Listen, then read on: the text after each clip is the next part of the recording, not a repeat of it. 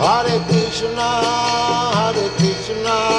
Krishna Krishna, Hare Hare, Hare Rama, Rama Rama, Hare Hare. Hare Krishna, Krishna Krishna, Hare Hare, Hare Rama, Rama Rama, Hare Hare. Hare Krishna, Krishna Krishna, Hare Hare, Hare Rama, Rama Rama, Hare Hare. Hare Krishna, Krishna Krishna, Hare Hare, Hare Rama, Rama Rama, Hare Hare. Hare Krishna, Krishna Krishna, Hare Hare, Hare Rama, Rama Rama, Hare Hare. Hare Krishna, Krishna Krishna, Hare Hare, Hare Rama, Rama Rama, Hare Hare. Hare Krishna, Krishna Krishna, Hare Hare, Hare Rama,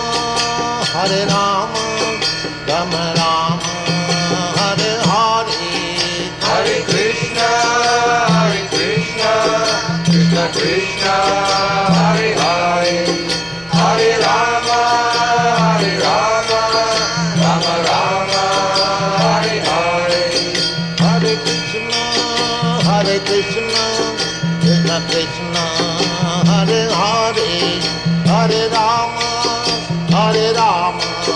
Rama Rama, Hare Hare.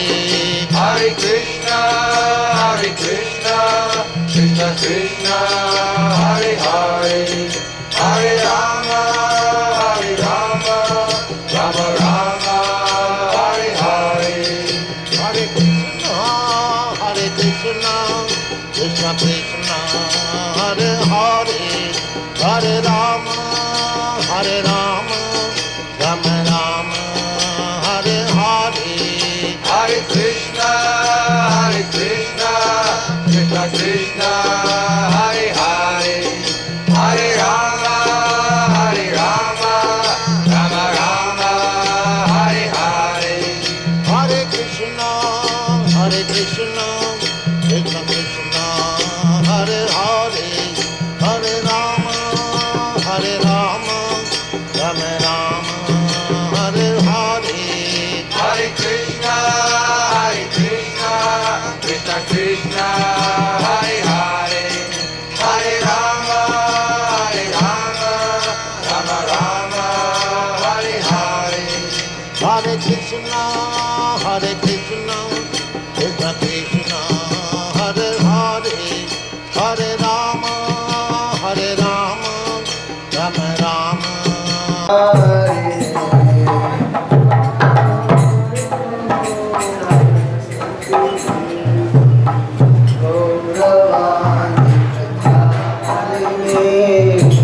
निर्विशेष शून्यवादी अक्षरदिशधारी जय श्री कृष्ण चैतन्य प्रभु नित्यानंद श्री अद्वैत गदाधर शिवासादि गौर भक्तवृंद। कृष्ण चैतन्य प्रभु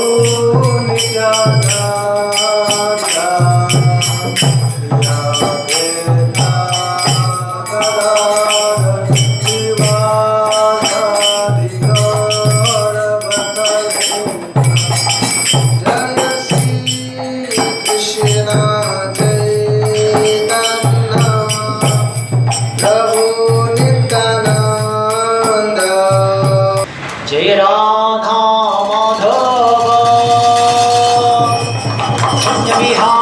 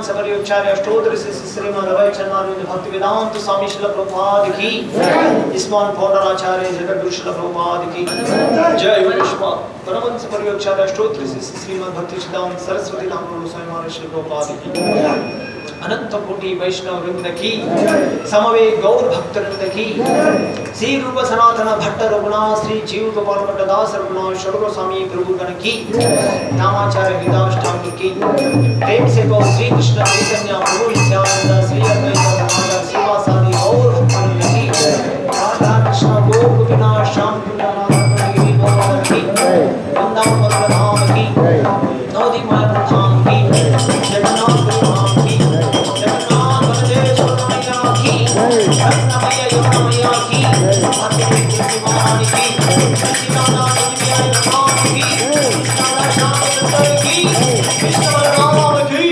गोविंदाय की, जय कृष्ण भगवान की, अनंतनाथ भगवान की, भगवती की, हाय गौर प्रेमानंदे ओम कृष्ण कृष्ण कृष्ण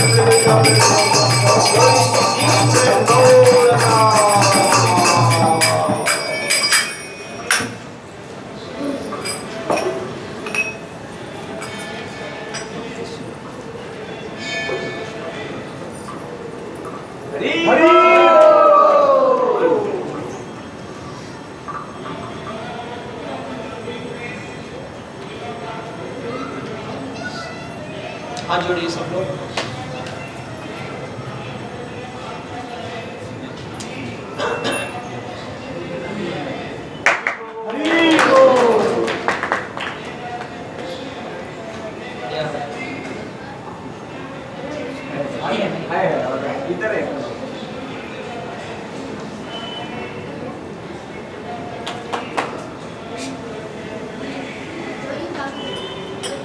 हाथ जोड़िए सब लोग।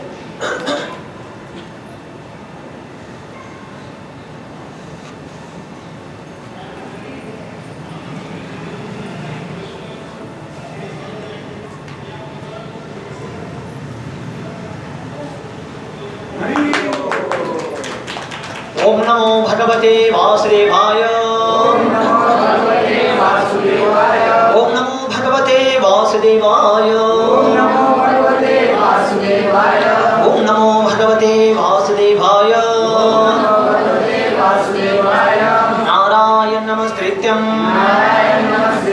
नरं चैव नरोत्तमं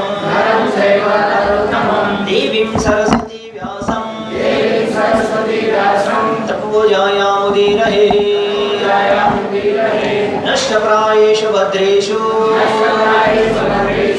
नित्यं भागवत सेवया भगवती उत्तम श्लोके भक्तिर्भवती नैष्टिकी कृष्णाय वासुदेवाय देवकी नंदनाय च नंदगोपकुमाराय गोविंदाय नमो नमः। नमो विष्णुपदाय विष्णुप्रेष्ठाय भूतले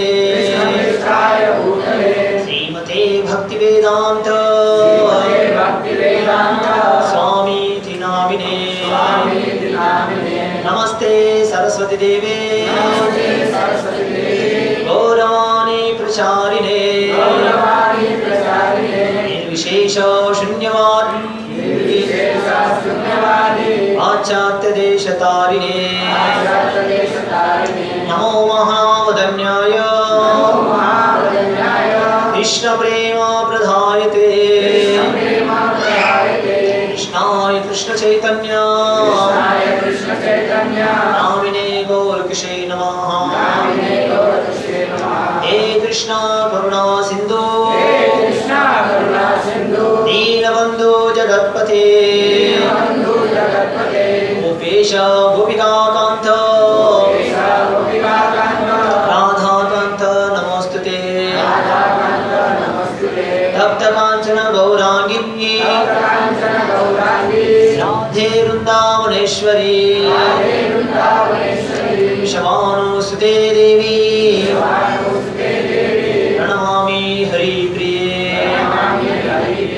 जय श्री कृष्ण चैतन्य प्रभु नित्यानंद श्री अद्वैत गदाधर श्रीवासादि गौर भक्तवृंद हरे कृष्णा हरे कृष्णा कृष्णा कृष्णा हरे हरे हरे राम राम राम हरे हरे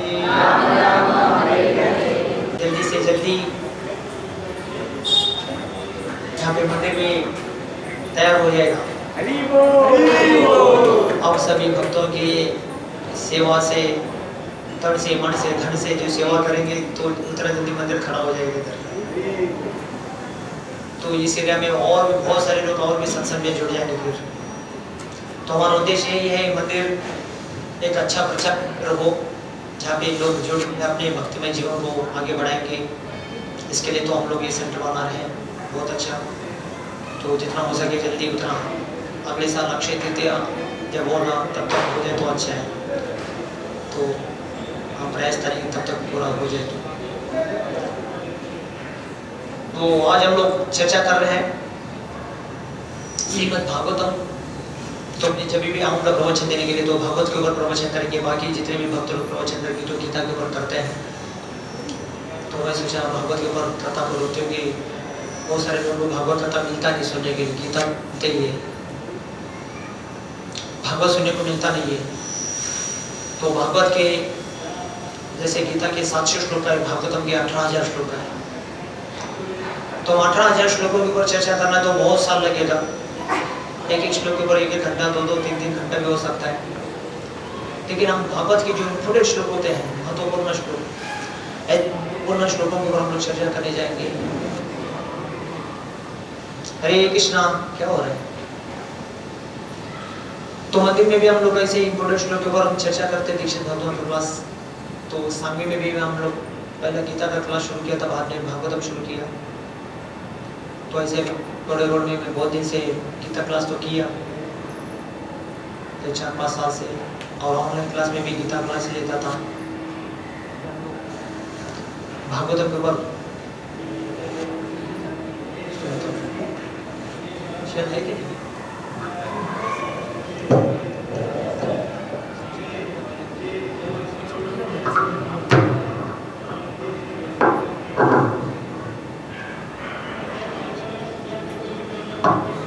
हरे कृष्ण। तो आज हम लोग चर्चा कर रहे हैं श्रीमद् भागवतम का प्रथम स्कंद है और प्रथम श्लोक है, और बहुत ही महत्वपूर्ण श्लोक है। तो चर्चा करना तो बहुत लंबा टाइम लगेगा।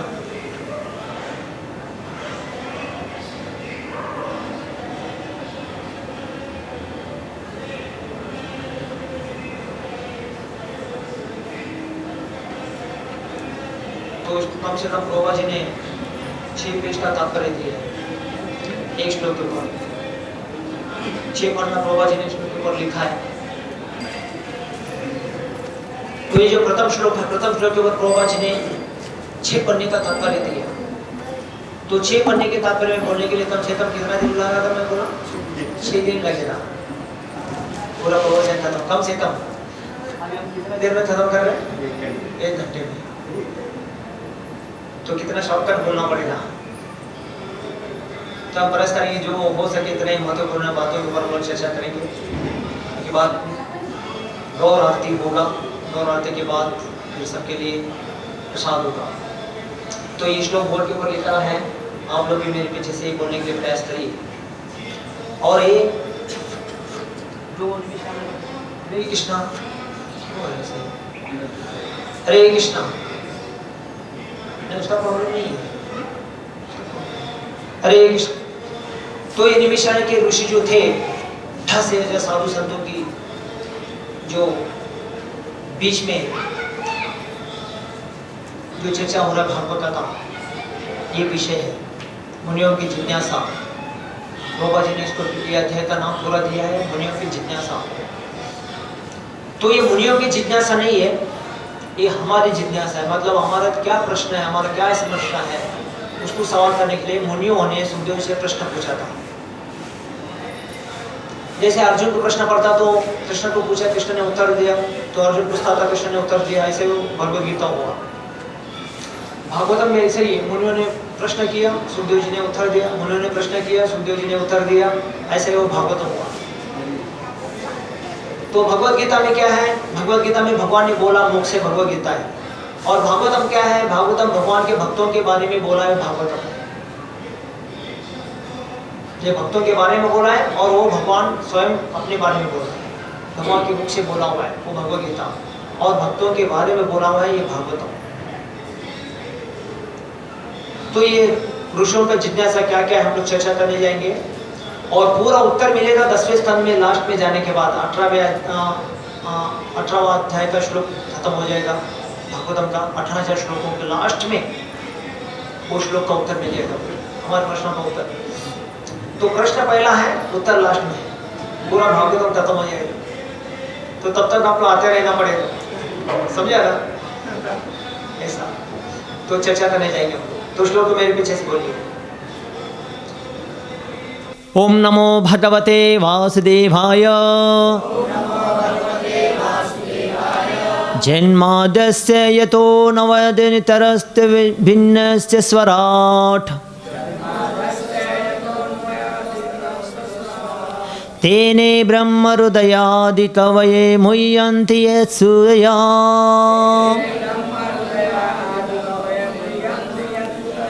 तेजो वारी मृदं यथा विनिमयो यत्र त्रिसर्गो मृषा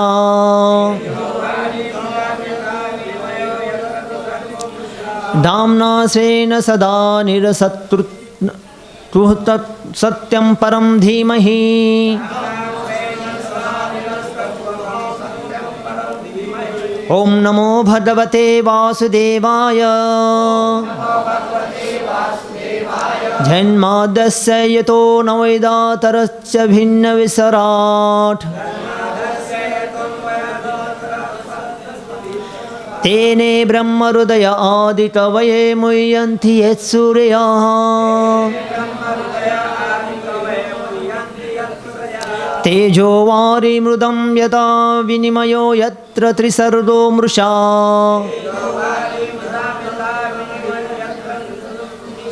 दाम्ना स्वेन सदा निरसत्कृतं सत्यं परं धीमहि। ओम नमो भगवते वासुदेवाय जन्माद्यस्य यतो नवनितरस्य भिन्नस्वराट् तेने ब्रह्महृदय आदिकवये मुह्यन्ति यत्सूरयः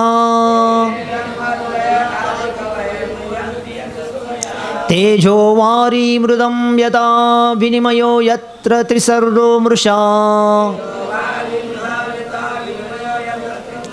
दाम्ना स्वेन सदा निरसत्कृतं सत्यं परं धीमहि।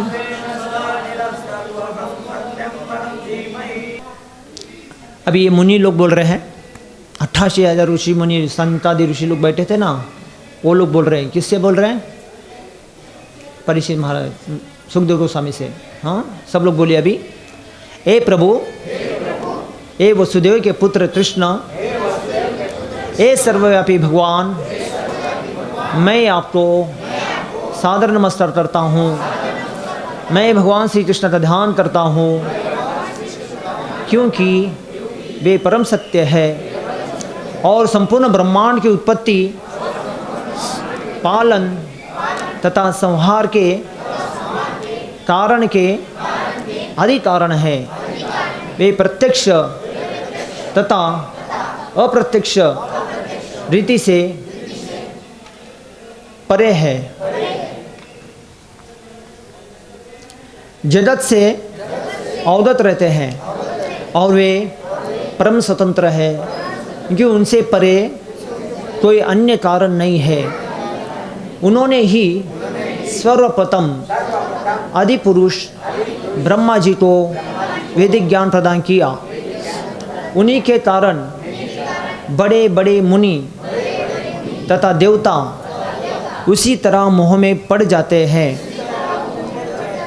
जिस प्रकार अग्नि में जल या जल में स्थल देखकर कोई माया के द्वारा मोहग्रस्त हो जाते हैं, उन्हीं के कारण ये सारे भौतिक ब्रह्मांड जो प्रकृति के 3 गुणों की प्रतिक्रियाओं का कारण अस्थायी रूप से प्रकट होते हैं, अस्थायी वास्तविक होते हुए भी वास्तविक लगते हैं, अवास्तविक लगते हैं।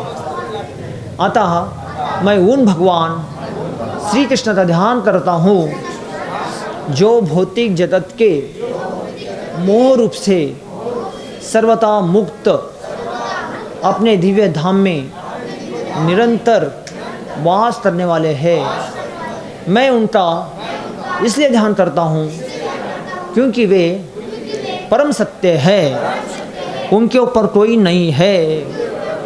ओम अज्ञानतिमिरन्धस्य ज्ञानाञ्जना शलाकया चक्षुर्मीलितं येन तस्मै श्री गुरुवे नमः। त्वं करोति वाचालं पुण्यं लङ्घयते गिरिये कृपातं वन्दे श्री गुरुदीनतारिणं।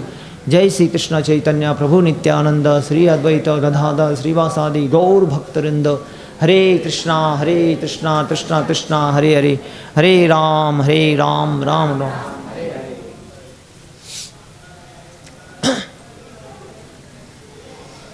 तो बहुत भारी श्लोक है, ये मुनियों का जिज्ञासा है। भगवान की जो माया की शक्ति है जिसके कारण सारे जीवात्मा जन्म लेके माया में मोहित होकर भ्रम में पड़ते हैं, और क्या है क्या नहीं है, हाँ क्या सत्य है क्या नहीं है, ये सब चीज़ में भूल जाते हैं। ऐसे परम भगवान कृष्ण की स्तुति जिज्ञासा ये ऋषि लोग कर रहे हैं। तो हमारे लिए बहुत ज़रूरी है ये चीज़ों को समझना या जानना, जिसके कारण हम भी एक मायाबद्ध जीव होने के कारण ना हमको भी ये संसार दुनिया में कैसे जीने का तरीका पता नहीं है। लेकिन जब तक हम ऐसे साधु संतों के संग में जुड़ के ऐसे ऋषि मुनियों के द्वारा इनके हृदय के बातों को हम लोग समझते ना, तभी अपने जीवन में भी हम लोग सुखी शांति प्राप्ति कर सकते हैं। नहीं तो दुनिया में यहाँ पे ये ऋषि मुनि लोग बोल रहे हैं, देवता तक भी, यहाँ तक कि ब्रह्मा जी सृष्टि के आदि करता ब्रह्मदेव, सारे देवों में ब्रह्मदेव सृष्टि को क्या करते हैं, बनाते हैं, और वो भी भ्रम में पड़ जाते हैं। इसलिए यहाँ पे बोलते हैं हाँ जन्माद्य से ये तो जो आदि जन्म लिया है, सारे जीवों में प्रथम जन्म लिया है, जन्माद्य से ये तो हाँ यत सूर्यो, जो सूर्य देवता को ज्ञान मिला ब्रह्मा जी से, सृष्टि के तरता ब्रह्मा जी से। स्वराट, ये स्वराट है भगवान कृष्ण स्वराट है। तेने ब्रह्म हृदया, तो ब्रह्मा जी भी भगवान के बारे में जानने के लिए जाते हैं, तो भगवान ब्रह्मा जी को दर्शन कैसे देते बोलते हैं, तेने ब्रह्म हृदय, हृदय के द्वारा। जैसे हमारे हृदय में भगवान बैठे हैं, सबके हृदय में भगवान बैठे ना, तो जैसे कोई कुछ काम करते हैं, गाड़ी चलाते, कोई माता लोग खाना बनाते, कुकिंग करते, कुछ भी करते हैं, तो हृदय के द्वारा भगवान क्या करते हैं, सबको ज्ञान देते हैं। कितना स्पेस है गाड़ी चलाना, कौन से गियर में डालना नहीं डालना, सब्जी बना रहे उसमें माल मसाला तेल कितना डालना नहीं डालना, कौन देते हैं ज्ञान, भगवान हृदय में बैठ के। तेने ब्रह्म हृदया, ऐसे सृष्टि को कैसे बनाना, कैसे चलाना, क्या करना, देवी देवताओं को भगवान हृदय के द्वारा ज्ञान देते। तेने ब्रह्म हृदया, हृदय से ज्ञान प्राप्त होता है ब्रह्मा जी को भी। तो ब्रह्मा जी जब सृष्टि से प्रकट हुए थे तो उनको पता नहीं था सृष्टि कैसे बनाना है, तो सृष्टि को कैसे चलाना। हाँ ब्रह्मा जी भ्रम में पड़ गए, जैसे हम लोग भी जन्म लेते तो भ्रम में पड़ते हैं ना, हमको पता नहीं, बच्चे जन्म लेता तो रोते रोते आता है, उसको पता नहीं, म्या म्या म्या रोता रहता है, अभी क्या करने था ऐसा बोलता हूँ जन्म लेके। तो ब्रह्मा जी भी जन्म लेके ना ऐसे ही हुआ, भ्रम में पड़े, उनको समझ में आया नहीं ब्रह्मा जी को। तो तप तप तप तप, भगवान उनको आकाशवाणी के द्वारा शब्द ध्वनि दिया उनको, तप तप तप, तपस्या करो तपस्या करो तपस्या करो। तो ब्रह्मा जी को तपस्या करना पड़ा। तपस्या करने के बाद तो ब्रह्मा जी को सोचना पड़ा ये तप किस लिए करना पड़ेगा मेरे को, हाँ भगवान को जानने के लिए। तभी वो तपस्या करने के बाद उनको भगवान ने तेने ब्रह्म हृदया, हृदय के द्वारा ये ब्रह्म ज्ञान भगवान ने उनको दे दिया। देखिए हम लोग भी जब भगवान के लिए तपस्या करते हैं, हाँ तो क्या होता है, भगवान हमको हृदय से ज्ञान प्रदान करते हैं। तेने ब्रह्म हृदया, तपस्या करने से। तो हमारे लिए तपस्या क्या है, जंगल में जाना, वनों में जाना, खाना पीना छोड़ना, यहाँ घर परिवार धन दौलत छोड़ देना, ये नहीं, ये सारी चीज़ों को भगवान के साथ जुड़ना, और उसमें जो हमको तकलीफ होता है वो तकलीफ हमको झेलना हमारे लिए तप होता है। जैसे मैं आपको बोलता हूँ हर शनिवार को यहाँ पे सत्संग हो रहा है, सत्संग में आइए, हर शनिवार को कौन जाएगा? आपको जाना तकलीफ है, लेकिन नहीं, आपके लिए तप है। मैं मानता हूँ तकलीफ है, हर शनिवार कौन जाएगा? अरे हम रोज जा सकते, आप हफ्ते में क्यों नहीं जा सकते? 2 घंटे के लिए हम रोज सब छोड़ के बैठ सकते, तो आप 1 घंटा क्यों नहीं छोड़ के बैठ सकते? सोचो, ये माया, नहीं तो माया बहुत कठिन है बोलते हैं ऋषि मुनि लोग। आपका माया क्या है? बहुत डेंजर है, संसार में किस को छोड़ने वाला नहीं है। हाँ, एक शब्द यहाँ पे आया है, तेजोवारी यथा विनिमयो यत्र तिसर्गोंशा धाम्ना सेवेन सदा निरसत्कुहकं सत्यं परम धीमहि। हाँ, मुह्यन्ति यत् सूर्यः। माया आपका बहुत डेंजर है प्रभु, ऐसे बोलते हैं। सोचो, कोई मंदिर में कई 5 साल से बैठा है, कोई 10 साल से बैठा है, कोई 20 साल से बैठा है, कोई 30 साल से बैठा है, जैसे मैं 35 साल से बैठा हूँ, तो आप 1 घंटा 35 मिनट क्यों नहीं बैठ सकते हैं? वो भी रोज नहीं, हम रोज बैठ रहे हैं, समझा ना? तो अगर कोई हफ्ते में 1 दिन जाके मंदिर में बैठता नहीं है तो उसका दुर्भाग्य, भाग्य नहीं है। तो भाग्य होना चाहिए, साधु संघ में जाए, सत्संग में जाए, कम से कम रोज जाना मुश्किल है, लेकिन कम से कम क्या करना चाहिए? हफ्ते में 1 दिन तो जरूर जाना चाहिए, तभी तो हम लोग अपने कर्म में यश आता है। नहीं तो ये माया जनित का छन्नम, सुखदेव जी बोलते हैं माया इतना डेंजर है ना, आदमी को फंसा देता है, जीव को फंसा देता है संसार में। फिर कितना भी खाना पीना रहना सहना हो, ये माया छोड़ने वाला नहीं है। तो सोचो, मंदिर में कई इतने साल से कोई बैठ सकता है, तो मैं 1 घंटा क्यों नहीं बैठ सकता हूँ? और वो भी रोज नहीं है, 1 दिन 1 घंटा जाके बैठना है। क्या हो रहा? वो 1 दिन 1 घंटा जाके बैठना है अपने में, तो क्या हो रहा? आपको तकलीफ हो रहा। जाओ दे, कौन जाना दरा तो डाला, जान दो, कौन जाएगा, ऐसा बोलते हैं, है ना? बहुत कठिन है, लेकिन वो आपको एडजस्ट करके जाना है। तकलीफ है, वो तकलीफ झेलना ही तप है। आपको दूसरा अलग से तपस्या हिमालय में, पहाड़ों में, इधर उधर जाके, बर्फों में जाके बैठ रहा, बर्फ के पहाड़ में, वो तो मुश्किल है। ये छोटे मोटे समस्याओं को बाजू में रख के थोड़ा टाइम निकाल के कर लेना, यही बड़ा तपस्या कर लेते। तो ये तपस्या करने से भगवान क्या करते हैं? उनको हृदय से ज्ञान प्राप्त करते हैं। तो ब्रह्मा जी को ऐसे ज्ञान प्राप्त हुआ, तभी ब्रह्मा जी समाया, मेरे को सृष्टि पैदा करना, सृष्टि को चलाना, बनाना है, तभी ब्रह्मा जी बनाना है। तेने ब्रह्म हृदय आदि कवये मुह्यन्ति यत् सूर्यः। ये आदि कवय मतलब सारे देव में आदि देव ब्रह्मदेव, उनको पहला ज्ञान दिया, मुह्यन्ति यत् सूर्यः। हाँ, तो तेजोवारी मूर्धम यथा विनिमयो यत्र त्रिसर्गो मूर्धा मुह्यन्ति यत् सूर्यः। तो ऐसे ब्रह्मा जी क्या करते हैं? भगवान के माया को देख के मोहित हो जाते हैं, ऐसे बोलते हैं। तेजोवारी मूर्धम यथा विनिमयो, ये भगवान की जो माया शक्ति है, देवता ब्रह्मा जी ने प्रकट होकर सारा संसार किधर से आ रहा है, किधर जा रहा है, क्या हो रहा है, कुछ ब्रह्मा जी को पता नहीं। ब्रह्मा जी ये समझने के लिए 1 शीर नहीं, कितने शीर लिया? 4 शीर लिया, पूर्व पश्चिम दक्षिण उत्तर, समझ में आए नहीं। अभी हमारा कितना शीर है? 1 ही शीर है। हमारा हिसाब किताब भी समझ में आता नहीं। अभी सृष्टि का क्या समझ में आएगा? भगवान का क्या समझ में आएगा? हमारा हिसाब किताब हमको पता है, क्या लिखा, अरे क्या लिखा मैंने, खुद ही सोचता वो, अरे मैंने क्या किया, नहीं करना था, नहीं जाना था, छुप ही गया। हम करते, अपने को सिर दर्द होता है, अपने को समझ में आता नहीं। तो अभी भगवान का ये सृष्टि कार्य कैसे समझ में? ये तो देवताओं को विदुर देव ना दानवा,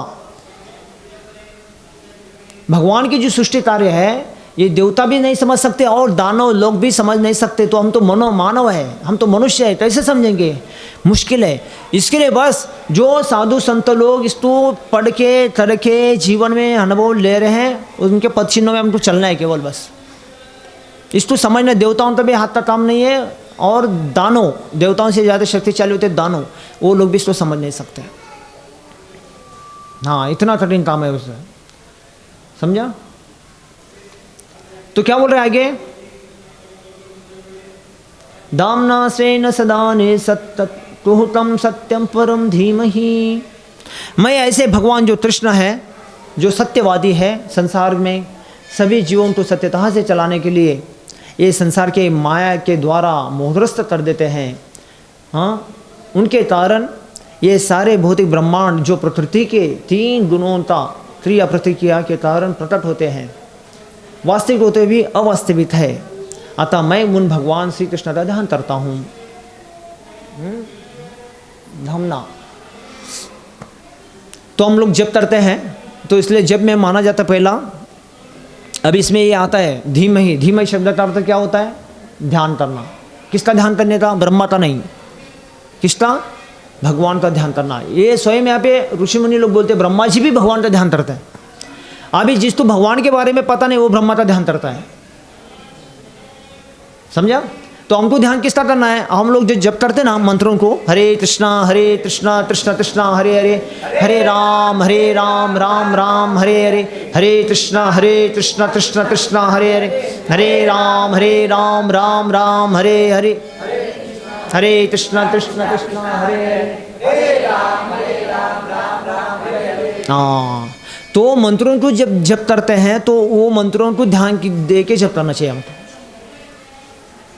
हाँ, सत्यम परम धीमहि, वो भगवान कृष्ण सत्यवादी है। ऐसे व्यक्ति भगवान कृष्ण का ध्यान से मंत्रों को जप करो।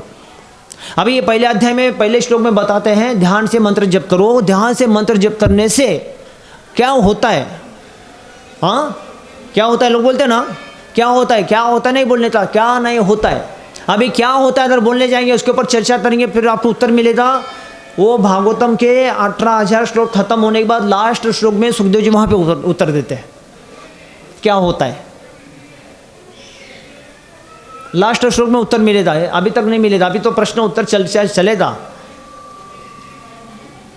तो अपने हिसाब से अगर चर्चा करने जाएंगे ना, क्या होता है बोलने का नहीं, क्या नहीं होता है। भगवान के नाम जप करने से, ध्यान से क्या नहीं होता है, ये करके अनुभव करने का, समझे ना? तो ये भागवतम कथा हुआ किसके लिए? हाँ, परीक्षित महाराज के लिए नहीं। ये भागवत कथा हुआ था क्योंकि जितने भी साधु संत संसार में थे ये सब दुखी थे। क्या थे? दुखी के। क्यों पता है? क्योंकि संसार में कोई भक्ति नहीं है, कोई ज्ञान नहीं है, किसी को कोई धर्म का कार्य नहीं है, कली का प्रभाव हुआ है और कोई संस्कार नहीं है, सब खत्म हो गया। तो कैसे ये कली के जीवन का उद्धार हो जाएगा? ये सारे साधु संत लोग देख के दुखी हो गए। दुखी होकर भगवान से, ब्रह्मा जी से प्रार्थना किया, ब्रह्मा देव को आप सृष्टि तो बनाया और सारे जीव तो जी रहे और ये सब दुखी आत्मा है। संसार में यहाँ पे भजन नहीं है, भक्ति नहीं है, कुछ नहीं है, तो वो सब आत्मा दुखी है। तो ये कली के दोषों से, कली के प्रभाव के ये सारी जीवन का मुक्ति कैसा होगा, ये लोगों का मुक्ति कैसा होगा, इसके लिए वो लोग दुखी थे साधु संत लोग। इसलिए साधु संत लोग, जो महात्मा लोग जो भजन करते ना, वो अपने खुशी के लिए, अपने सुख के लिए भजन नहीं करते। वो अपने खुशी, अपने सुख के लिए भजन करना वो साधु का काम ही नहीं है। साधु अपने लिए कभी जीता नहीं है। साधु संत अपना जीना अपना काम के लिए नहीं है, वो सारा दुनिया जीवों के लिए है। तो साधु संत लोग इसके लिए अपने जीवन का दुख देखते नहीं, सारे संसार के जीवन का दुख देखते वो।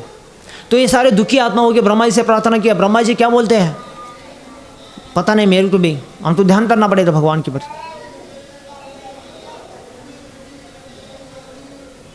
फिर सभी लोग बैठ के ध्यान करते भगवान का। तो ब्रह्मा जी वहां पे प्रकट हो गए। ब्रह्मा जी बोलते हैं देखो ऋषि मुनियों, आप लोग क्या करो, ये सारे संसार के दुखी आत्माओं को सुख पहुंचाना चाहते क्या?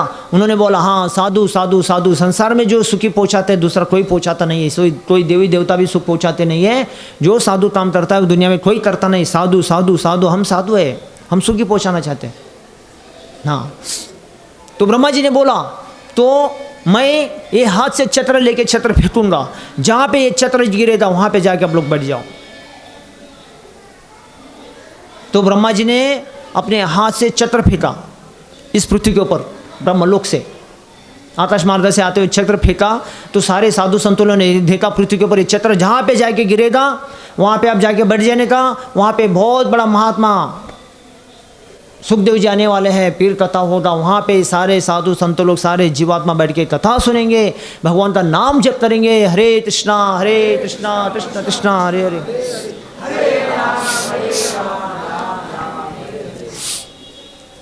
सारे महात्मा लोग वहाँ पे बैठेंगे, सारे आत्मा लोग आके बैठ के कथा सुनेंगे, उनके आत्माओं का उद्धार हो जाए, सुखी हो जाएंगे। ठीक है, ब्रह्मा जी ने छत्र लेके, छत्र जब पृथ्वी के ऊपर छोड़ा चक्र ऊपर से आकाशमान से ऐसे घूमते घूमते घूमते घूमते घूमते आ रहा था। देखते देखते जहाँ पे सारे साधु लोग पृथ्वी के ऊपर से चलते चलते चक्र ऊपर से जा रहे हैं, नीचे से जा रहे हैं उसके साथ साथ।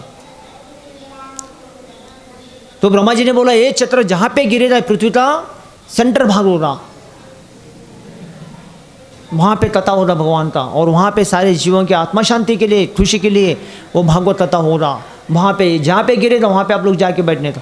तो कथा वो वहाँ पे हुआ जहाँ पे निमिष शरण में ये नेम लगा के क्षेत्र छोड़ा, पृथ्वी के सेंटर भाग में जाके गिरे, तो वो पृथ्वी के सेंटर भाग में जाके गिरा, वो निमिष अरण्य, वो अरण्य में जाके गिरा। अरण्य में, वो अरण्य में गिरने के कारण निमिष अरण्य ऐसा नाम पड़ा। आज भी वहाँ पे क्षेत्र है निमिष अरण्य में। आप में से कोई देखा क्या? मैं तो 2-3 बार गया उधर निमिष अरण्य में। चक्र तीर्थ उसका नाम पड़ा है। बहुत बड़ा ऐसे सुदर्शन चक्र जैसा है, उसमें पानी है, सब लोग उसमें नहाते भी है। और ब्रह्मा जी ने बीच में उंगली लगा के वो चक्र तू छोड़ा था ना, वो बीच में उंगली, उसका होल अभी भी है। कितना गहराई अंदर उसका है, कितने बड़े बड़े साइंटिस्ट विज्ञानी लोग आके उसको चेक किया है, कुछ रिपोर्ट ही नहीं मिलता इसका। जिसमें जितने सारे यंत्र डाला उसमें वो यंत्र नीचे जाता, ऊपर आता ही नहीं, गुम हो गया, पता नहीं चला। आज भी वहाँ पे निमिष अरण्य में वो जो ब्रह्मा जी ने चक्र छोड़ा, वो चक्र आज भी वहाँ पे धरती ऊपर गिरा हुआ है। तो उसमें चक्र तीर्थ बना हुआ है, वो चक्र तीर्थ में सब लोग नहाते।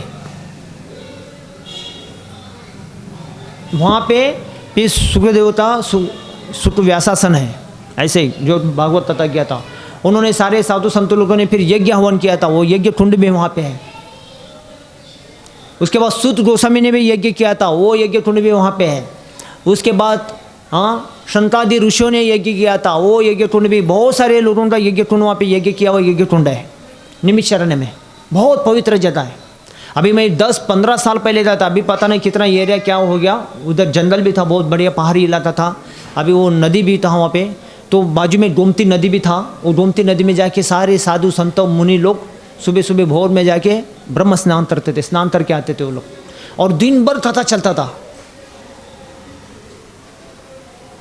समझा?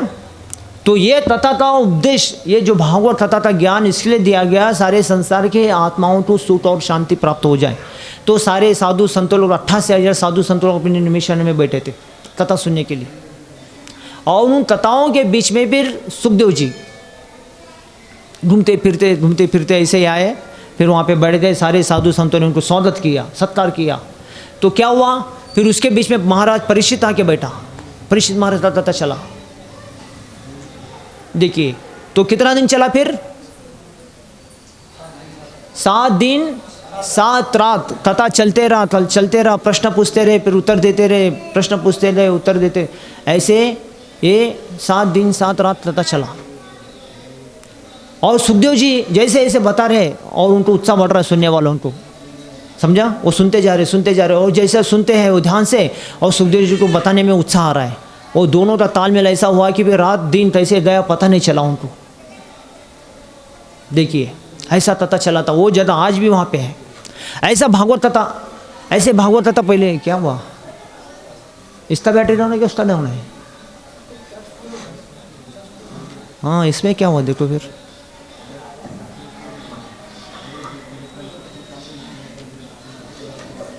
नहीं तो लाइट वाला लगाओ। हरे कृष्णा, ये भी इसके हो रहा है। हरे कृष्णा। तो भागवत कथा भी पहली बार एक ही बार नहीं हुआ, ये तो बाद में हुआ भागवत कथा। सबसे प्रथम भागवत कथा कहाँ पे हुआ पता है? हरिद्वार में। हरिद्वार में सबसे प्रथम कथा हुआ पहली बार। वो कभी हुआ भागवत कथा?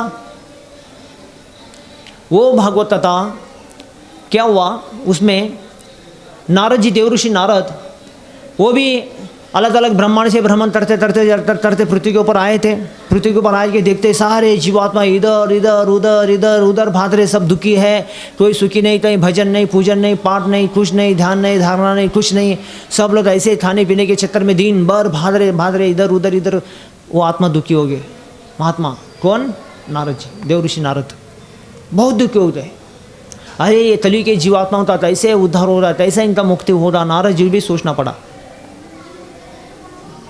देखिए, तो नारद जी ऐसे भ्रमण करते हरिद्वार पहुंचे थे। और हरिद्वार में मिले थे कौन? सनकादि पुत्र, ऋषि मुनि 4 पुत्र, ब्रह्मा के 4 मानस पुत्र, सनक, सनातन, सनत कुमार, सनातन, वो मिले थे।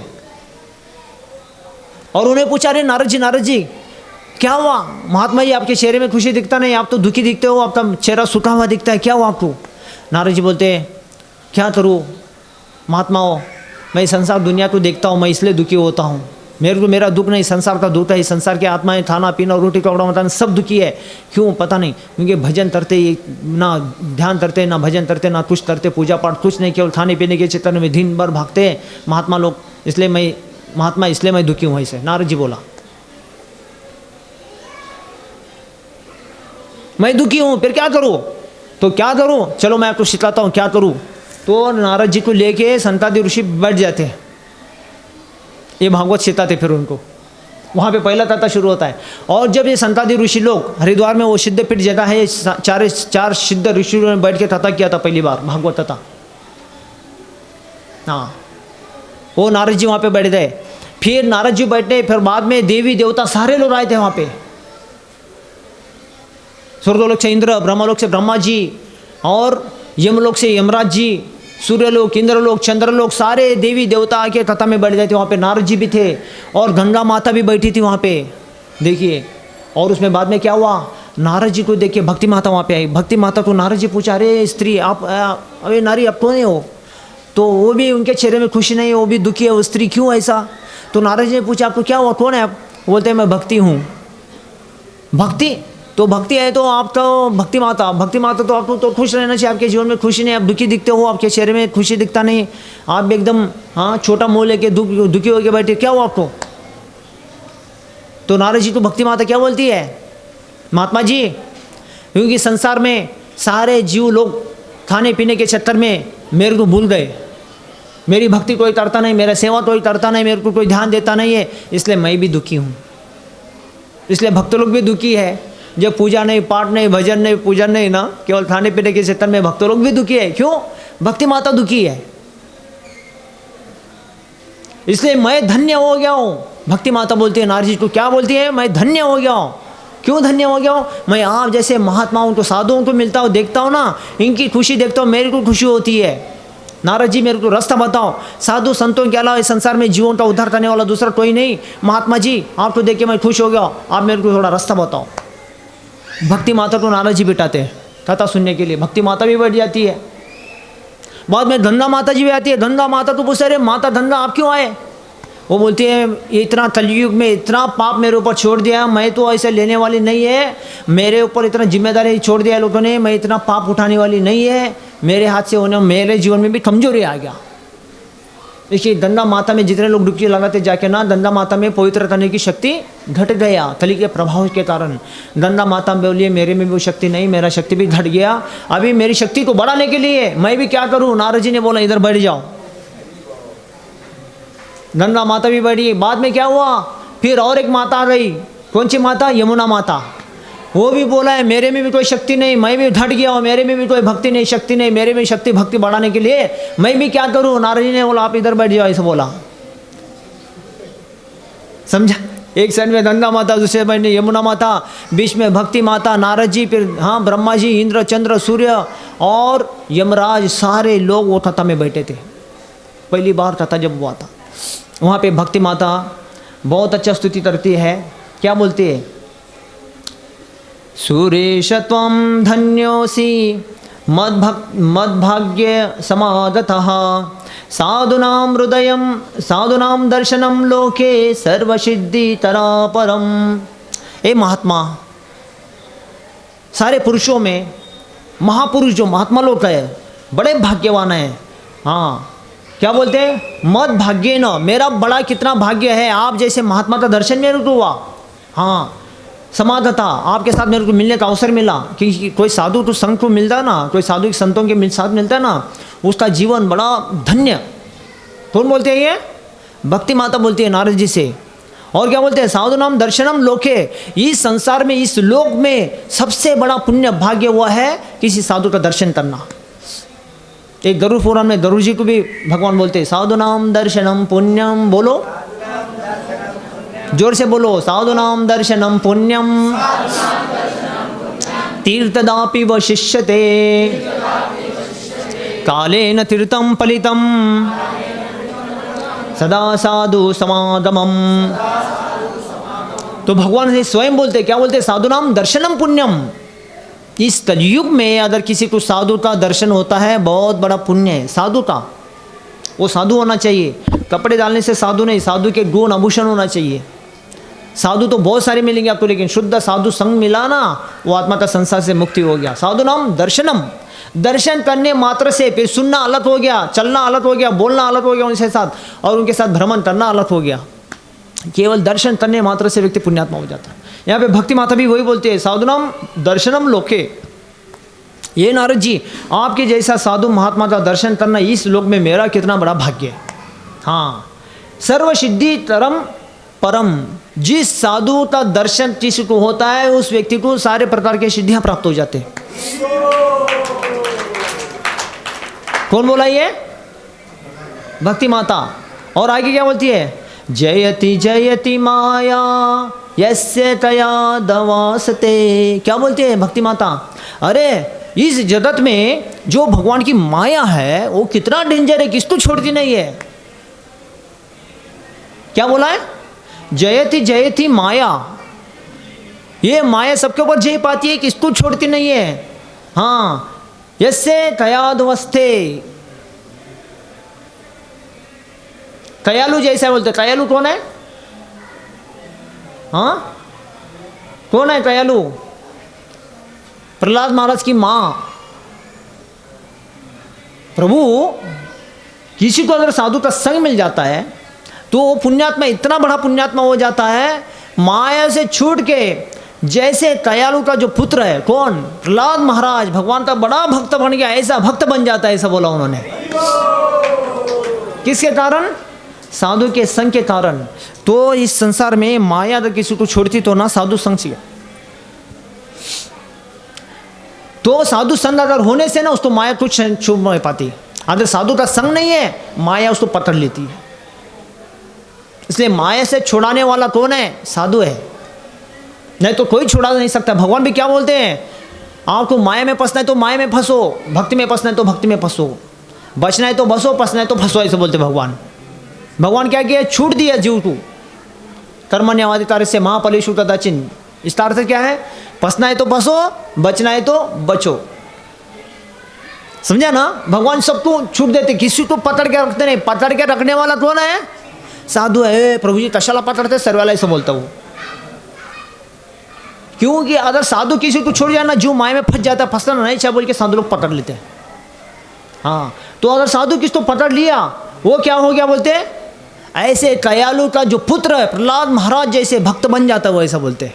हाँ, तयादवस्ते जदति जदति माया तस् यस्य तयादवस्ते वचन रचनमेतम केवलम चातलस्य।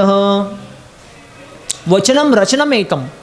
नारद जी, आपका वचन और रचन, आप बोलते हैं और चलते हैं, वो जैसा बोलते हैं ऐसे चलते भी है, आप जैसा चलते हैं ऐसे बोलते भी है, दोनों काम ऐसे करते। आपके जैसे कोई व्यक्ति संग में आ जाए ना, वो व्यक्ति कहीं जाने वाला नहीं, वो माया से बच जाने वाला, इसे बोलते हो। हाँ, बैठ गया, फिर गंगा माता बैठ गया, बाद में यमुना माता, तीनों माता यहाँ पे बैठे थे। फिर वहाँ पे सुखदेव जी बैठे थे, फिर सारे ऋषि मुनि लोग बैठे थे, सारे देवी देवता बैठे थे। उसके बाद फिर 4 संतादि पुत्रों ने भागवत कथा शुरू किया। सोचिए, वहाँ पे यमराज भी यमलोक से आके बैठे थे, और जाते टाइम में सारे देवी देवता ने अलग अलग वरदान दे के गए। जाते टाइम में जो भी व्यक्ति भागवत सुनेगा, यमराज ने बोला मैं उसके गले में यमपाश नहीं चढ़ाऊंगा, ऐसा बोला है। क्या बोला है? यमपाश नहीं चढ़ाऊंगा और यम धंडे नहीं लगाऊंगा। यमराज ने ऐसा वचन दे के कहा, जो भी भागवत सुनेगा। और इंद्र महाराज ने बोला, जो भी भागवत सुनेगा उसके ऊपर मैं इंद्र का वज्रास्त्र कभी नहीं चलाऊंगा। इंद्र भी बोला, मैं उसके ऊपर कभी इंद्र का मेरा वज्रास्त्र नहीं चलाऊंगा। और ब्रह्मा जी ने भी बोला, जो भागवत सुनेगा मैं उसके ऊपर ब्रह्मास्त्र कभी प्रयोग नहीं करूंगा। वरुण देव भी बोला, वरुण अस्त्र भी मैं कभी प्रयोग करूंगा। इंद्र भी बोला, ब्रह्मा जी बोला, वरुण देव बोला, अग्नि माता भी बोला, मेरा अग्नि अस्त्र कभी किसी ऊपर काम नहीं करेगा। सारे देवी देवता ने अलग अलग वरदान दे के गए। क्यों ऐसा बोला पता है क्या? क्योंकि जब भागवत सुनेगा, मैं भी सुनने बैठता हूँ, उस दिन मैं छुट्टी के दिन रहता हूँ, छुट्टी में रहता हूँ उस दिन। वो काम मैं करता नहीं, किसी का ऊपर मैं प्रयोग नहीं करता हूँ। जो कथा में सुनने वाला है उसके ऊपर मेरा शक्ति तो प्रयोग होगा नहीं, क्योंकि उस दिन मैं छुट्टी में रहता हूँ। समझे ना? इसलिए वो लोग भी तथा सुनने बैठते हैं। अभी सोचिए यमलोक से यमराज जी आके तथा में बैठ सकते, तो हम पुणे वाले क्यों नहीं बैठेंगे? अभी यमलोक से यमराज जी तथा में आके क्यों बैठते पता है क्या? वो सोचते मैं ऐसे सारे पापी लोगों के साथ में मेरा रहना, जीना, खाना पीना है। अगर कोई बोलता पुणे के पुलिस कमिश्नर कैसा रहता है? देखो पुलिस कमिश्नर नाम तो बड़ा है, लेकिन किसके साथ में रहता है, किसके बारे में सोचता है? उसका लिखा ही पड़ा है क्या दिन भर का? हाँ, कौन कितने मारा, किसने पकड़ा गया, किसने फाकिट मारा, कितना गुंडागिरी किया, कितने लोग पकड़े, कितने लोग छोटे हैं, यही दिन भर उसका हिसाब किताब है। जब तक वो रिटर्न नहीं होता 20, 25, 50 साल तक ना, तब तक उसका हिसाब किताब वही है उसको। दिन रात पहिला फोन उठायचा, ए किती लोक आले रे, काय केलं रे, तो कुठला आला रे, काय केलं, कुठं राहतो, काय केलं, ये पूछता बाद में। सुबह से सोने, रात को सोने से लेकर सुबह उठने तक उसका ड्यूटी वही है। 1 दिन, 2 दिन, 1 साल, 2 साल, पूरा सालों साल उसका वही है कमिश्नर। ऐसा यमलोक का कमिश्नर यमराज जी, देखो ये सारे चीज़ में रहने के कारण उसको भी नींद आता नहीं, खाना जाता नहीं, खुश नहीं है, टेंशन में रहता है यमराज भी यमलोक में। इसलिए यमराज तुम्हें ना अपने जीवन में शांति पाने के लिए ये सब छोड़ के कथा सुनने के लिए बैठता है, या भगवान के धाम में तीर्थ यात्रा के लिए भ्रमण करता है वो। समझा ना? यमलोक से भी यमराज निकल के आता है ऐसा। तो बोलने का मतलब है ऐसे भागवत कथाओं को देवी देवताओं भी बहुत आदर देते हैं। इसलिए सारे देवी देवता यहाँ पे भागवत कथा में बैठा था, तो इसमें स्पेशल यमराज जी भी बोला है, जो भी कथा सुनेगा उसको मैं यमराज जी बोला यमदंड और यमपास गले में कभी नहीं चलाऊंगा ऐसा। इसलिए भागवत इतना बड़ा महत्वपूर्ण है। जो भी लोग भागवत सुनते हैं, सुनने वाले बड़े पुण्यात्मा लोग होता है। स्पेशली लोग बहुत सारे समाज में भागवत कथा रखते हैं अपने पितरों के नाम से, है ना? पितरों के नाम से 7 दिन का भागवत कथा रखते हैं पितरों। ये देखो शास्त्र में लिखा हुआ है, भागवत कथा करना है ना, स्पेशली अगर वो पितरों के नाम से अपने माता पिता भाई बहन किसी के नाम से करना है तो ना, जब वो लोग जिंदे हैं ना तभी कर लो। हम मरने के बाद मुर्दे को सुनाना चाहते हैं। अभी जिंदा आदमी सुनता नहीं, मुर्दा कहाँ सुनेगा बताओ ना? हाँ, जिंदा लोगों का भी बताने के बाद सुनते नहीं है। अभी वो आदमी कहाँ शरीर छोड़ के चला गया, वो कहाँ से सुनेगा बताओ? इसलिए भागवत का सच्चा महात्मा है ना। या कई लोग क्या करते हैं समाज में, गरुड़ पुराण पढ़ते हैं, मरने के बाद गरुड़ पुराण। अरे मरने से पहले गरुड़ पुराण पढ़ना क्या गलती है क्या? मरने से पहले वो आत्मा को सुना हो ना, पुण्यात्मा है वो, गरुड़ के वाहन के ऊपर बैठ के वैकुंठ लोग जाएगा। मरने के बाद गरुड़ पुराण पढ़ने से अभी वो आत्मा को पता है कि मेरे बारे में क्या पढ़ाई है। इसलिए हमारे भक्ति शास्त्र में क्या सिखाता है, किसी के बारे में अगर माँ के नाम से बाप के नाम से पढ़ना है तो पहले ही पढ़ लो।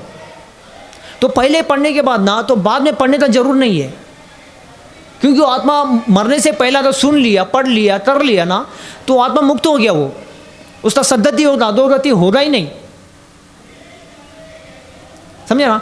अगर मरने के बाद उसके नाम से गरुड़ पुराण पढ़े, भागवत पढ़े या भागवत कथा रखे हैं, तो आत्मा को क्या मिलने वाला है? हाँ, क्या वो कर्म, उसका रिएक्शन क्या छूटने वाला है क्या? जैसा समझो कोई 70 साल 80 साल कोई आदमी है, 80 साल के वो शरीर छूट गया, तो 80 साल में उन्होंने जो कुछ पाप किया होता है, पुण्य किया होता, 80% 100% उसका वो FD हो जाता है, फिक्स हो गया, फिक्स डिपॉजिट। समझे ना? वो FD हो गया 80 साल का, वो पुण्य का हो या पाप का हो, क्या हो गया, वो फिक्स डिपॉजिट हो गया। फिर आप उसके नाम से, फिर उसके बाद कितना भी भागवत कथा रखो, गरुड़ पुराण करो या कुछ भी करो, वो FD निकालने वाला नहीं है, वो फिक्स हो गया। वो मिलना निश्चित है उसको भोगने के लिए अगला जन्म में। हाँ, वो पुण्य का फल भी मिलना फिक्स है और पाप का फल मिलना भी फिक्स है, और उसको लेना भी फिक्स है, सब फिक्स है, सब FD है।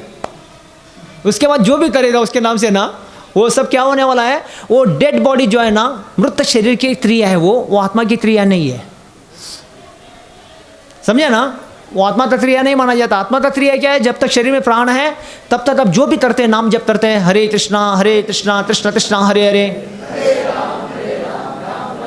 या उसके नाम से भागवत कथा पढ़ रहे हैं, भागवत सुन रहे हैं, या गरुड़ पुराण पढ़ रहे हैं, गरुड़ सुन रहे हैं, या दर्शन कर रहे हैं, या प्रसाद पा रहे, साधु संग सत्संग, ये जितने भी क्रियाएं करते हैं आत्मा के लिए, आत्मा शरीर में है तब तक ये पुण्य काम है। आत्मा का क्रिया है। इसमें से शरीर से चला गया, कोई लोग बोलते हैं ना 10वां दिन 11 दिन इधर आत्मा रहता है, ये शास्त्र में तो कई पुराणों में वर्णन नहीं है। आत्मा एक दिन इधर रहता है, 11वां दिन उधर रहता है, 12वां दिन इधर, किधर रहता है, इसका कोई पुरावा कई पुराणों में नहीं। पुरावा शास्त्रों में यही है, क्या है, हृदय में रहता है, ये पुरावा है। समझा ना? गीता में भगवान क्या बोला है, बोलो, ईश्वर सर्वभूतानां हृदयेषु तिष्ठति ब्राह्मण सर्वभूतानि यंत्ररूढ़नि मायया। हाँ, भगवान क्या बोलते हैं, ईश्वर सर्वभूतानां में, अर्जुन मैं ईश्वर के रूप में सभी भूतों के, सभी जीवों के हृदय में मैं स्थित रहता हूँ। ईश्वर सर्वभूतानां हृदयेषु तिष्ठति, सारे हृदय में वास करता हूँ। और वास करके कैसे क्या करता हूँ, ब्राह्मण यंत्ररूढ़नि माया, ये माया के द्वारा मैं सब चलाता हूँ। कैसे चलाता हूँ, जैसे यंत्र चलता है ना, ऐसा ये माया के द्वारा सबको मैं चलाता हूँ, खिलाता हूँ, पिलाता हूँ, मराता हूँ, सब करता हूँ मैं। जैसे गाड़ी यंत्र से चलता है, ऐसा मैं माया के द्वारा चलाता हूँ। यंत्ररूढ़नि माया, ईश्वर सर्वभूतानां हृदयेषु तिष्ठति ब्राह्मण सर्वभूतानि, ये सब भ्रमण करते मेरे माया के द्वारा। तो भगवान ये बोल रहे, क्या बोल रहे हैं, मैं सबके हृदय में मैं हूँ, ये पुरावा है। लेकिन इधर से जाने के बाद किधर है, गांव में क्या, गली में है क्या, इधर है क्या, मशान घाट में, कहाँ पे है, उसका पुरावा नहीं है। 11वां दिन में 13वां दिन में पता नहीं, वो उसका कोई पुरावा नहीं है। इसलिए किसको सुनाएंगे, वो गरुड़ पुराण भागवत था, वो कर्रे भी है ना, वो मृत शरीर की क्रिया है। जैसा हमारा मृत शरीर है, वो मृत शरीर है, इसमें आत्मा था, फिर भाई बहन या कुछ दोष किया है, माना नहीं, कुछ हो गया, झगड़ा हो गया, माता पिता का सेवा बच्चा नहीं किया, तो वो दोष नहीं लगना चाहिए शरीर से वो घर वालों को। इसके लिए मृत शरीर का क्रियाओं को दूर करने के लिए वो सब है। इसको भूत शुद्धि निवारण बोलते, भूत शुद्धि निवारण शास्त्रों में। तो मृत शरीर का क्रिया है, तो ये शरीर से प्राण जाने के बाद वो शरीर हमको तकलीफ घर वालों को नहीं करना चाहिए बोल के उसके लिए ये क्रिया है सब। लेकिन आत्मा की क्रिया नहीं, आत्मा का क्रिया क्या है, जब तक शरीर में आत्मा है, जो भी कर रहा है, सुन रहा है, पढ़ रहा है, बोल रहा है, जो भी कर रहा है, वो आत्मा का क्रिया है। और जब शरीर से प्राण चला गया, खत्म हो गया, उसके बाद जो भी करना है फिर वो उसके लिए वो नहीं है, वो तो फिक्स हो गया, खत्म, लॉक हो जाता, वो इसको खोल नहीं सकता। चाहे तो भगवान ही खोल सकता है, बाकी कोई भी खोल नहीं पाएगा, वो फिक्स हो गया, वो मिलना निश्चित है। ऐसा होता तो ना लोगों को जो करना है करेंगे, फिर गरुड़ पुराण पढ़ेंगे, भागवत कथा रखेंगे और कर्मों से मुक्त हो जाएंगे, फिर ये धरती स्वर्ग हो जाता था। ऐसा ही किसी को कोई भोगना ही नहीं पड़ता था। ऐसा नहीं है, वो तो लेना फिक्स है, पाप का फल फिक्स है, पुण्य का फल फिक्स है, व्यक्ति को मिलना भी वो भी सब फिक्स है, सब एवरीडे हो जाता है। इसलिए बड़ा ज्ञान का तत्व बुद्धिमानी का काम क्या है, मतलब है, प्रभुपाद जी बोलते हैं हमारे शरीर में जब तक प्राण है तभी ये सारे चीज़ों का उपयोग कर लेना चाहिए। अगर कोई व्यक्ति जिंदा है तभी गीता पढ़ लिया, भागवत पढ़ लिया, गरुड़ पुराण पढ़ लिया, गीता सुन लिया, भागवत सुन लिया, गरुड़ पुराण सुन लिया, भगवान का नाम कर लिया, भगवान का दर्शन कर लिया, भक्तों का संग कर लिया, मरने के बाद क्या करना जरूरी है क्या? कोई जरूर नहीं है। अगर कोई समझो बाई चांस कोई बुढ़ापा में, कई लोग बोलते प्रभु जी अभी तो हम अच्छे हैं, हट्टे कट्टे हैं, सब शरीर साथ दे रहा है, ठीक है, जब बुढ़ापा में 15-20 दिन है, शरीर छोड़ने से पहले शरीर साथ देता नहीं, हॉस्पिटल में लेके जाते हैं, सलाइन में रखते हैं, बोल नहीं पाता है व्यक्ति, सुन नहीं पाता है, चल नहीं पाता है, तब क्या करे? 15-20 दिन कुछ भी नहीं कर पाता व्यक्ति, फिर वो बोल भी नहीं पाया, फिर उसका मुक्ति होता क्या? मैं बोलता ठीक है, चलो 15-20 दिन उन्होंने नहीं कर दिया हॉस्पिटल में जाने से पहला, लेकिन हॉस्पिटल में जाने से पहले जो कुछ कर लिया ना। अगर 15 दिन पहला, 20 दिन पहला, अगर मरने से 15-20 दिन पहला कुछ नहीं कर पाया तो नुकसान क्या उसमें? हाँ, 15 साल, 20 साल या 25 साल, 30 साल जो भी किया है, 10-15 दिन नहीं कर पाया लास्ट के दिन, तो नुकसान क्या उसमें? अगर कोई 15-20 साल, 20-25 साल नहीं किया और मरने के बाद उसका 10वां, 11वां, 12वां, 15वां, 20वां करके क्या फायदा है? हाँ, समझा ना दो बात? अगर कोई 15-20 साल पहले कर लिया और लास्ट के 15-20 दिन नहीं किया तो नुकसान क्या है? और कोई 15-20 साल नहीं किया और मरने के बाद 15वां, 20वां कर रहे, 11वां कर रहे, 13वां कर रहे, क्या फायदा क्या उसमें? कुछ फायदा नहीं है। इसलिए पहला कर लेना चाहिए, आत्मा मुक्त हो जाता है। तो जितना मरने से पहला जितना जल्दी कर लेता है ना, समझो हम और 20, 25, 30 साल जीने वाले तो कर लेते, तो बच्चे बेचारे छोटे छोटे मन में तरते बच्चे, ऐसे बच्चे छोटे छोटे होकर तरते तो बहुत बड़ा पुण्य है। अभी बच्चे 20 साल की उम्र में तर रहे और 80 साल जीना मतलब 100 साल 80 साल जीना, 80 साल का भक्ति क्या हो जाएगा बच्चों का, देखो फिर उसका नुकसान क्या है। और अंतिम दिन में बीमारी पड़ गया, अगर 15-20 साल नहीं 15-20 दिन नहीं किया, 15-20 दिन नहीं किया बीमारी पड़ के, जैसा अभी कई लॉकडाउन में मेरे को कई लोग बोला ना, प्रभु जी भक्त था लेकिन हॉस्पिटल में चला गया, उसका कंठी माला निकाल लिया, माला भी नहीं किया, ठीक है। मैं बोला चलो 20-25 साल तो किया, हॉस्पिटल में जाने 20 दिन नहीं किया तो नुकसान किया उसमें। जाने से पहले भगवान का दर्शन करके आशीर्वाद लेके भी गए हॉस्पिटल में, तो आत्मा मुक्त हो जाता है। जो भी करना था शरीर से प्राण निकल जाने से पहले कर लेता है ना, आत्मा मुक्त हो जाता है। ऐसे महाराज परीक्षित भी जब कथा सुनने के लिए बैठे ना, वो तक्षक ने आके शरीर को काटा, लेकिन तब तक महाराज परीक्षित कथा सुन के भगवान के चिंतन में लीन हो गए वो। हालांकि ये शरीर नाशवान है, ये शरीर को कोई डॉक्टर काटे नहीं तो तक्षक आके काटना तो सेम हो जाएगा, लेकिन वो काटते टाइम में डॉक्टर ऑपरेशन काटता ना टेंशन लेके, तो काटते टाइम में किसका चिंतन कर रहे हैं? अपना घर का, बच्चों का, धन का, दौलत का, प्रॉपर्टी का या भगवान का, किसका ध्यान कर रहे? वो बहुत इंपॉर्टेंट है। वो डॉक्टर काटे या तक्षक आगे काटना तो सेम है, लेकिन उस टाइम में किसका चिंतन कर रहे हैं, किसका स्मरण कर, किसका ध्यान कर रहे हैं, वो बहुत इंपॉर्टेंट है। तो महाराज परीक्षित देखो तक्षक आगे काटा है और बड़े बड़े ऋषि मुनियों के बीच में बैठे और ऐसे समय में भागवत का कथा हो रहा है और उसमें आगे तक्षक ने काटा, तब तक महाराज परीक्षित मुक्त भी हो गए। ऐसा तो ये भागवत का महात्म्य है ऐसा। तो इसके लिए ना भागवत बहुत बड़ा पुण्य है, सुनना तो बोलना तो बहुत कुछ है। तो माता भक्ति भी यहाँ पे स्तुति करती है। इसके लिए जब पहली बार भागवत आता हो तो सारे देवी देवता, भक्ति माता, मुक्ति माता, गंगा माता, यमुना माता, सारे देवी देवता सब लोग कथा में बैठ के अपने जीवन को बहुत कुछ कथा सुन के शक्ति को धारण किया। तो भागवत कथा सुनने से क्या होता है? व्यक्ति को भक्ति की शक्ति जागृत होती है। क्या होता है? भक्ति करने के लिए जो शक्ति लगता है ना, वो भक्ति करने की शक्ति जागृत होती है भागवत कथा सुनने से भक्तों के संग में। तो भक्ति माता जो दुधली पतली हो रही थी, गंगा माता दुधली पतली हो रही थी, यमुना माता भी दुधली पतली हो रही थी, वो तीनों में तंदुरुस्त हो गए भक्ति भागवत सुनने से, तीनों में तंदुरुस्त होकर उठ गए। समझे ना? तो नारद जी ने बोला क्या हो गया? हमारे में जान आ गया, हम मर गए थे, जान आ गया ऐसे बोलते। तो अब हफ्ते भर बाहर रहो, जान चला जाता, लेकिन भक्तों के संग में एक दिन आ जाओ, जान आ जाता है आपका।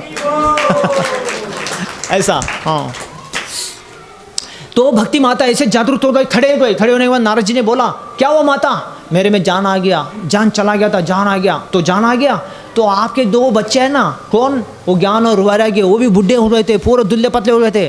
तो नारद जी ने बोला आपके जो दो बच्चे हैं ना दुल्ले पतले हो गए ना, ज्ञान और वैराग्य, तो उसको भी जाके आप जान जागरूक करो। आप जो सीखा सुना ना वो जाके अपने बच्चों को बताओ। तो भक्ति माता ने जाके ज्ञान वैराग्य को, ये पूरा भक्ति का ज्ञान सिखाया, दोनों को ज्ञान बताया उनको, और वो ज्ञान वैराग्य में भी जान जागृत हो गया, वो बच्चे भी जागृत हो गए। देखिए तो भागवत कथा में वो जान जागृत होता है लोगों को। फिर कितना भी बड़ा ज्ञानी हो, तपस्वी हो, योगी हो, ध्यानी हो, या कोई भी कर्मी हो, कोई भी व्यक्ति हो, ये भागवत कथा भक्तों के सामने बैठ के सुनने से क्या होता है? उसका जान जागृत हो जाता है, वो व्यक्ति तंदुरुस्त हो जाता है। फिर मेंटली प्रॉब्लम हो, शारीरिक प्रॉब्लम हो, या कोई आर्थिक समस्या हो, कोई भी चीज़ का समस्या उसको संभाल हो जाता है भागवत कथा सुनने से। इसलिए भागवत कथा में सभी चीज़ों का समाधान है, हर व्यक्ति संतुष्ट हो जाता है भागवत सुनने से।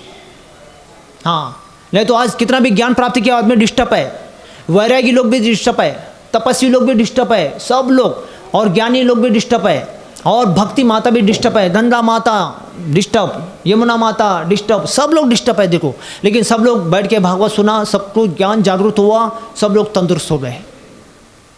तब से ये भागवत इतना प्रसिद्ध हो गया, समाज में बहुत प्रसिद्ध हो गया, इसलिए सब लोग अभी भागवत कथा करते हैं। लेकिन भागवत कथा करने का ये नियम रिवाज है, क्या है? पहला कर लेना चाहिए, तभी हाँ मरने से कितना दिन पहले? जैसे आपको पता चलता ना, थोड़ा मैं इतना साल रहने वाला हूँ, थोड़ा सबको अभी थोड़ा तो अंदाज आता कि नहीं? पता चलता ना, है कि नहीं?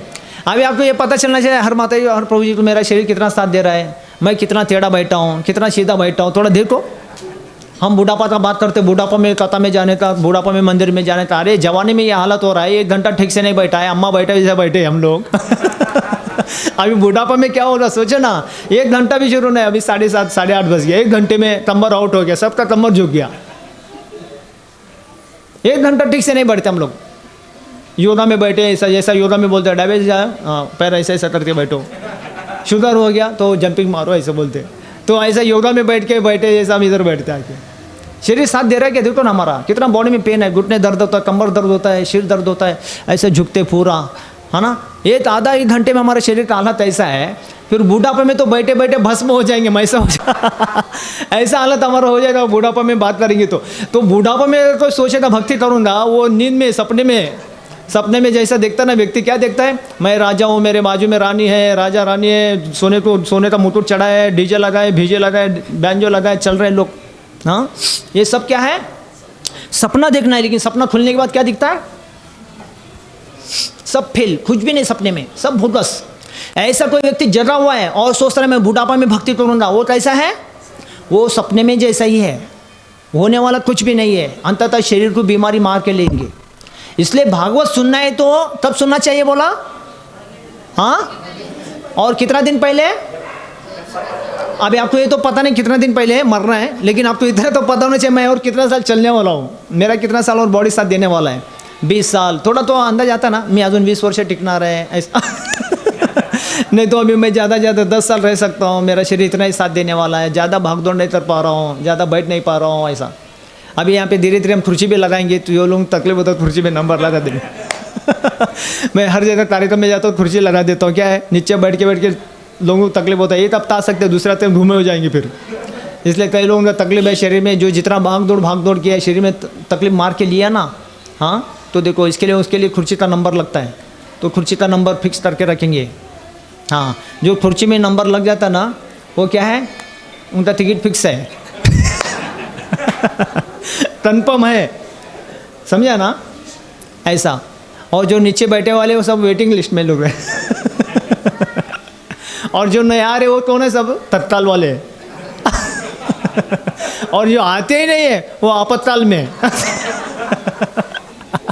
आपत्ती में आते वो लोग, आपत्ती झाल्यावर जायचं देवाकडं, है ना ऐसा। लेकिन कम से कम क्या करो, फिक्स करो मैं और कितना दिन रहने वाला हूँ, कितना दिन मेरा शरीर साथ देने वाला है, तो उसके अनुसार आपका अपना कामकाज कर लेना चाहिए। पढ़ाई विढ़ाई, हाँ, ध्यान से जप करने का, सेवा करने का, सत्संग का लाभ, ये सब कर लेना चाहिए। इतना हमारा जीवन का बड़ा भाग्य है। जितना दिन पहले, हालांकि बच्चे होते हैं, बचपन से हम आते, बहुत बड़ा भाग्य नहीं है। चलो 20 साल की उम्र में, 30 साल की उम्र में, 40, जो उम्र में आया पकड़ लिया, पकड़ के सीरियसली कर लेना चाहिए। चलो आगे का 20, 25, 30 साल जो भी है सीरियसली कर लो। अगर बाई चांस अकस्मात कुछ हो गया, शरीर साथ दे नहीं पाया 15-20 दिन पहले जाने से, कोई नुकसान नहीं है, कोई लॉस नहीं, कोई चिंता नहीं, आत्मा समझने का मुक्त हो गया। अगर जीवन भर कुछ नहीं किया और मरने के बाद 11वां, 15वां, 12वां, ये कुछ फायदे का नहीं। मैं बड़ा भाग्य मैं समझता हूँ, तो मैं बड़ा अपने जीवन में मैं बड़ा भाग्य समझता हूँ। सत्य घटना बताता हूँ। हालांकि मैं 1986 से गीता पढ़ता हूँ, भागवत पढ़ता हूँ 1986 से गीता पढ़ रहा हूँ, 1996 से भागवत पढ़ रहा हूँ, और इतने साल से भी जब भी कर रहा हूँ। एक समय देखो, अभी जस्ट पिछले महीने में मेरी माँ मर गई थी, ऐसे ही संध्या समय में 6:30-7 बजे, उस टाइम में मैं उनके नाम मंदिर में बैठ के भागवत पढ़ रहा था, और उसी टाइम में मेरे माँ का उधर ध्यान तो गया गाँव में। तो उनके लिए अभी मेरे को रोना धोना चाहिए क्या? कितना मेरे को तो कितना खुशी का बात है। अरे चलो, उनका कोई आत्मा उनके नाम से कोई गीता भागवत पढ़ रहा है, तो आत्मा के लिए कितना पुण्य का बात है, सोचो। अगर उनके नाम से मैं बाद में भागवत आता रखूँ या धरू पुराण रखूँ या भागवत सप्ताह रखूँ, क्या होने वाला है बताओ? उससे पहले अगर मैं भागवत पढ़ लिया और पढ़ रहा हूँ उसी टाइम में, तो कितना बड़ा पुण्य सोचो। वो आत्मा को डायरेक्ट उसका संदेश मिल जाता है। अगर माँ मर गया बोल के फिर मैं 7 दिन का कथा रखने से क्या होने वाला है बाद में? अगर उसी टाइम में मैं भागवत पढ़ रहा था और उससे पहले पढ़ भी लिया, लेकिन वो टाइम में जब शरीर छोड़ रहा आत्मा, और उसी टाइम में मेरे हाथ में भागवत मैं पढ़ रहा हूँ, और उससे आधा 1 घंटे के बाद मेरे को फ़ोन आता है, सोचिए। फिर बाद में मेरे को भागवत कथा रखना है क्या उनके नाम से? फिर जरूरी नहीं है। जो करना था मेरे माँ बाप के नाम से, मेरे परिवार के नाम से, मैं पहले से कर ले, तो बाद में उनके नाम से मैं क्या करने से क्या होने वाला है? तो ऐसे ही अपने जीवन में भी हमको एक सबक सीखना चाहिए कि अपने जीवन में भी कुछ करना है तो पहले ही कर लेने का। अपने को लगता है मैं 15 साल रहने वाला हूँ, 20 साल रहने वाला हूँ, 25 साल अभी मेरा शरीर साथ देने वाला है, या ज़्यादा से ज़्यादा 5 साल, 10 साल, जितना साल भी आपको लगता है थोड़ा लाइट, हाँ, डेंजर लाइट बोलते हैं ना, डेंजर लाइट या रेड सिग्नल आपको मिलता है ना, आपको अभी इतने साल चलने वाला है गाड़ी, है ना, मिल रहा है ना सबको। हाँ, इतना तो पता होना चाहिए कि मेरा शरीर कितना मेरे को साथ दे रहा है। मैं कैसा बैठा हूँ, इसमें से पता चलता है कि आप तो अपना शरीर कितना साथ दे रहा है। 1 घंटा आप कैसे स्ट्रेट बैठ सकते क्या? नहीं बैठ पा रहे, है कि नहीं? आधा 1 घंटे बाद कमर झुक जाता है, अपना पैर में दर्द होता है, घुटने में दर्द होता है, कमर आउट हो जाता है। फिर ऐसा पीछे देखते कुर्सी तक खाली है क्या, ऐसा है कि नहीं? तो शरीर में बीमारी, हमारे शरीर में पेन तकलीफ है। तो इससे आपको अंदाजा आना चाहिए कि मेरा शरीर और कितना दिन मेरे को साथ देने वाला है, और उसके अनुसार अपने को भक्ति के तालीम को करके लेना चाहिए। चलो बाई चांस समय में, अकस्मात समय कैसा है पता नहीं, फिर उस समय में अगर हो नहीं पाया कोई चिंता नहीं, जो जाने से पहले कर लिया कर ले, पुण्यात्मा है। और जाने के बाद नहीं किया नो प्रॉब्लम। जाने के बाद तो आत्मा जाता है ना, बस हरि नाम कीर्तन करने का, भजन कीर्तन करने का, हरे कृष्णा कृष्ण कृष्णा हरे हरे, हरे राम राम राम हरे हरे, ऐसे हरि कीर्तन हरि भजन करता ना, बहुत हो गया उनके नाम से। बाकी अलग से कुछ करने का जरूरत नहीं, बस ये अन्नदान करने का, वैष्णव भोजन ब्राह्मण भोजन बोलते हैं ना, उसको करने का, बाकी कुछ नहीं करने का अलग से। पिंडार्पण करो, जलदान करो, ये दान करो, वो दान करो, जो कुछ करने से कुछ नहीं है, अंततः वो कुछ परिवर्तन होने वाला नहीं है। ऐसा इसके लिए पहले ही कर लेना चाहिए। तो ये भागवत कथा इसके लिए ऐसा है, पहले से ही कर लेना चाहिए, इसके लिए ये भागवत कथा हुआ है। तो तब से लेके आज तक ये सारे संसार में, इतिहास में ये गीता भागवत, स्पेशली भागवत इतना प्रसिद्ध हुआ है। सब लोग भागवत को पढ़ते हैं, सुनते हैं, यहाँ तक कि सारे देवी देवताओं भी, और सारे देवी देवताओं का कहानी, सारा ब्रह्मांड का हिस्ट्री इसमें भागवत में दिया हुआ है। तो हम आगे चर्चा करते जाएंगे आगे विषय में। तो अभी हम लोग चर्चा किया भागवतम का प्रथम स्कंद, पहला श्लोक, और इसका 6 पन्ने श्लोक दिया प्रभुपाद जी ने तात्पर्य। अभी तो मैं शॉर्टकट ही आपको बताया, पूरा डिटेल नहीं बताया। अभी तात्पर्य पढ़ के और भी बताने जाएंगे, और भी बहुत टाइम लगेगा, क्योंकि यहाँ पे प्रभुपाद जी ने एक चीज़ बोला है, भगवान की माया शक्ति है। हाँ, इस श्लोक में आया ना,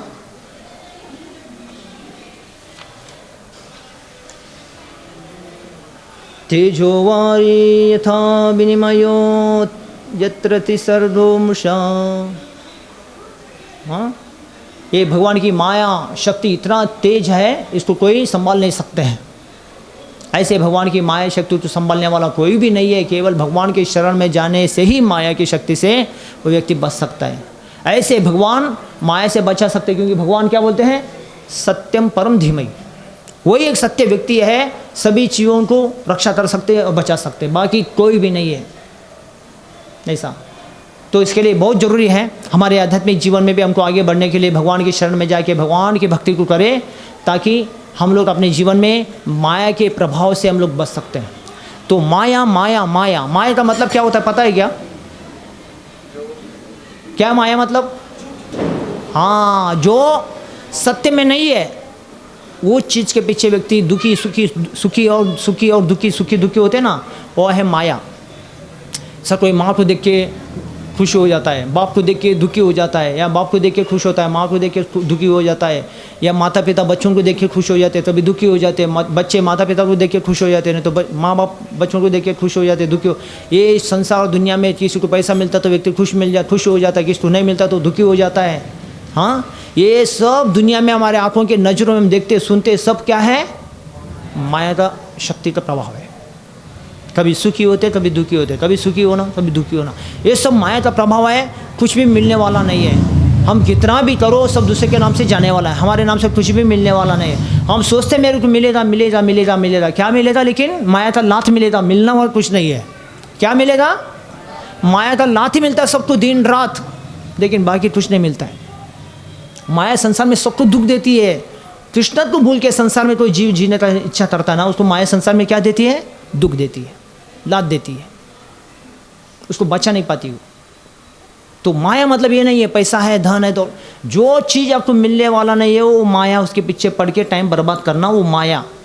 कभी कभी व्यक्ति को बोलना पड़ता है ये कितना मायावादी है, ये कितने माया में ऐसा बोलता है। व्यक्ति को भी बोला जाता है, क्यों ऐसा बोलते हैं? क्योंकि उस चीज़ के पीछे पड़ के पागल हो रहा है, वो मिलना नहीं चाहता है। हाँ, और उसके पीछे पड़ के पागल हो जाता है, वो क्या है? माया है। इसके लिए बोलते हैं माया में गिरा, ऐसा बोलते लोग।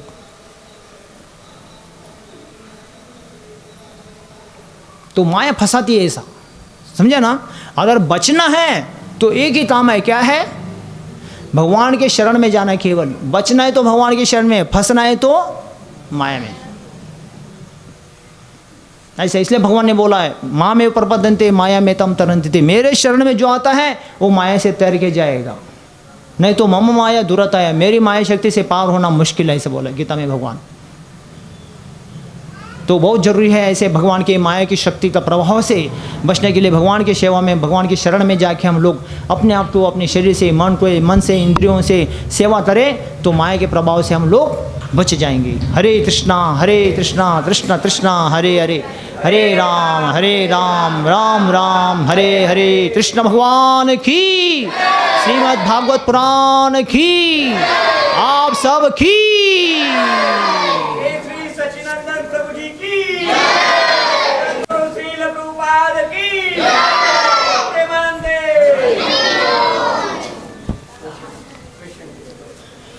किसी को कोई प्रश्न है तो प्रश्न पूछिए। आज के प्रवचन के बारे में किसी को कोई शंका है?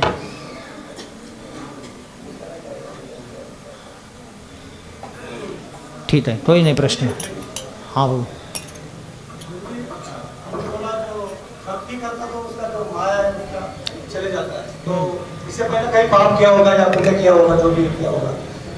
तो अगर कोई हरिनाम करता है तो पाप से मुक्त हो जाता है, तो जब नरक जाने पर नरक से बच जाता है क्या?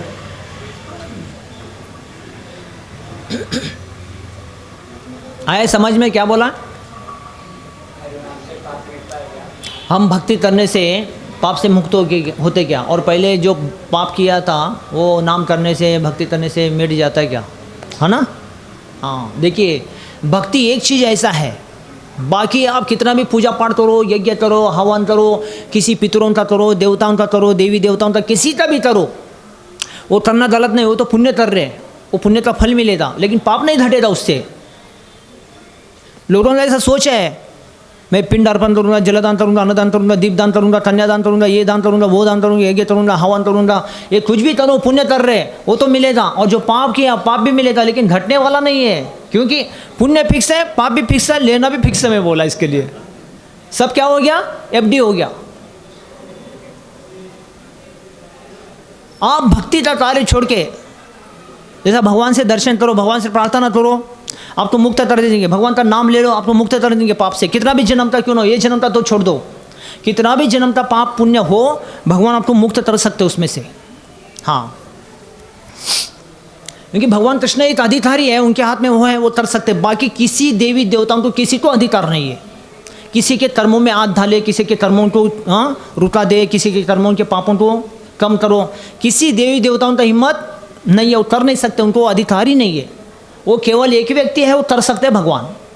अगर किसी का फिक्स डिपॉजिट बैंक में पैसा है, FD, उसको कोई भी हाथ लगा नहीं सकता, केवल सरकार लगा सकता है, बाकी कोई नहीं लगा सकता हाथ, है ना?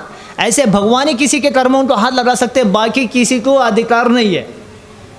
तो आप भगवान से दर्शन करोगे ना, आप पाप से मुक्त हो जाएंगे। आप भगवान से नाम जप करेंगे तो पाप से मुक्त हो जाते हैं।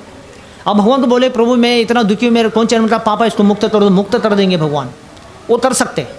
ये छोड़ के किसी देवी देवताओं के नाम से कितना भी यज्ञ पूजा पाठ हवन ये वो सब करे हो, वो तो पुण्य मिलेगा, पाप होगा, लेकिन ये पुण्य करने से पाप घटेगा ऐसा होने वाला नहीं है, वो तो लेना कंपलसरी है। लेकिन भगवान कर सकते हैं ऐसा।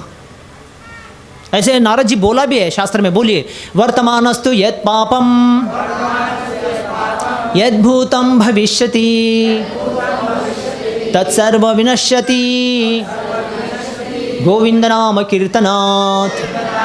हाँ बोलते वर्तमानस्तु यत् पापम, ये वर्तमान स्थिति में जितना भी पाप हुआ होगा हमारा या हो रहा अभी रात तक, वर्तमान स्थिति में वर्तमानस्तु यत् पापम यद् भूतम, और भूतकाल में जो जो करके आए आपको पता है, ये सारे भूतकाल में हुआ पाप आपको पता है, वो भी है, वर्तमान स्थिति में होने वाला पाप वो भी है, और भविष्यति आगे भविष्य में क्या हो और पता नहीं है। वर्तमानस्तु यत् पापम यद् भूतम भविष्यति तत्सर्व मतलब कोई भगवान का नाम कीर्तन भक्ति शुरू कर देता ना, तुरंत उसके पाप नाश होने लगते। बोलते हैं तीनों काल के, वर्तमान भूत भविष्य, ज़्यादा टाइम भी नहीं, तुरंत बोलते हैं तत्सर्व मतलब तुरंत। तुरंत मतलब कैसे? नारद जी को प्रश्न पूछा, तुरंत मतलब कैसे? तुरंत मतलब नारद जी ने बोला जैसे लाइट के प्लग पिन में उंगली डालने से तुरंत झटका मारता है ना, तुरंत ना, क्या बहुत देर के बाद, कितना देर के बाद मारता है, कितना देर के बाद? हाँ, जब मैं डालो बोलता ना तभी मारेगा, और डालने के बाद तो फटके लगेंगे, झाट झटके लगेंगे उसमें, अरे जानबूझ के आप डाला बोल के। जब डालो बोलता ना, अरे वो लोग सोचेंगे अरे प्रभु जी क्या बोल रहे हैं, उसमें उंगली डालो बोल रहे हैं, ऐसे बोल रहे हैं, तभी उसको करंट आ जाएगा। और डालने के बाद तो झटके लगेंगे, उसको मर भी जाएगा, है कि नहीं। तो जैसा लाइट प्लग पिन में उंगली डालने से तुरंत तो झटका मार देता ना, तुरंत आपको अनुभव आता ना, करंट आता ना, ऐसे भगवान का नाम जप करने मात्र से, दर्शन करने मात्र से तुरंत व्यक्ति पुण्यात्मा इतना हो जाता है। तत्सर्व विनश्यति, तुरंत विनाश होने लगते हैं। और ये आप अनुभव कर सकते हैं। आप तीर्थों में जाके यज्ञ हवन करके पूजा पाठ कर रहे हैं, जितना करने से वो पुण्य फल आपको तुरंत मिलने वाला नहीं, मिलेगा लेकिन ये जन्म में या अगला जन्म कब गारंटी नहीं है, लेकिन ये तो तुरंत मिलेगा, आपको ये अनुभव कर पाएंगे। एक माला भी जप करना शुरू कर दोगे ना, उसको पता चलेगा, उसमें नींद आता है कि नहीं पता चलता, उसको आता है कि नहीं, सब तुरंत पता चलता, तुरंत अनुभव आएगा, तुरंत समाधि में बैठ जाएगा वो माला जप करके करके, इतना उसको शांति लगता है कि नहीं। और जो आश्रय उनको पता अनुभव है ना, इतना शांति लगता है, तो तुरंत ये अनुभव होता है इसमें। तत्सर्व विनश्यति, गोविंद नाम कीर्तन, भगवान का नाम कीर्तन करने मात्र से इसका फल पुण्य तुरंत प्राप्त होता है। लेकिन ये छोड़ के बाकी कितना भी कर्मकांड कार्य पूजा पाठ ये सब करते हैं ना, वो पाप करने से अच्छा है कि पुण्य करो, इसलिए पुण्य करने के लिए बोला शास्त्र में, लेकिन पुण्य करने से पाप छूटने वाला ऐसा नहीं है। ऐसा होता तो धरती में सब लोग ऐसे करते थे, 100% पाप हो गया, 50% पुण्य करो, 50% धड़ गया तो 50% छूट गया, ऐसा नहीं है, वो छूटने वाला नहीं है। पिछले जन्म में जो किया ना, इस जन्म में तो उसको भोगना ही पड़ेगा। कितना भी पूजा पाठ कुछ भी करो, वो पुण्य मिलेगा, ये पूजा पाठ था, लेकिन पिछले जन्म में जो करके आया, ये जन्म में उसको फेरना मुश्किल है, वो छूटने वाला नहीं। और ये जन्म में कर रहे तो उसको अगला जन्म में लेना ही पड़ेगा। तो ये भक्ति की एक शक्ति ऐसा है, हमारा कौन सा भी जन्म का क्यों ना वो खत्म हो सकता है, तो ये जन्म का क्यों नहीं खत्म होता है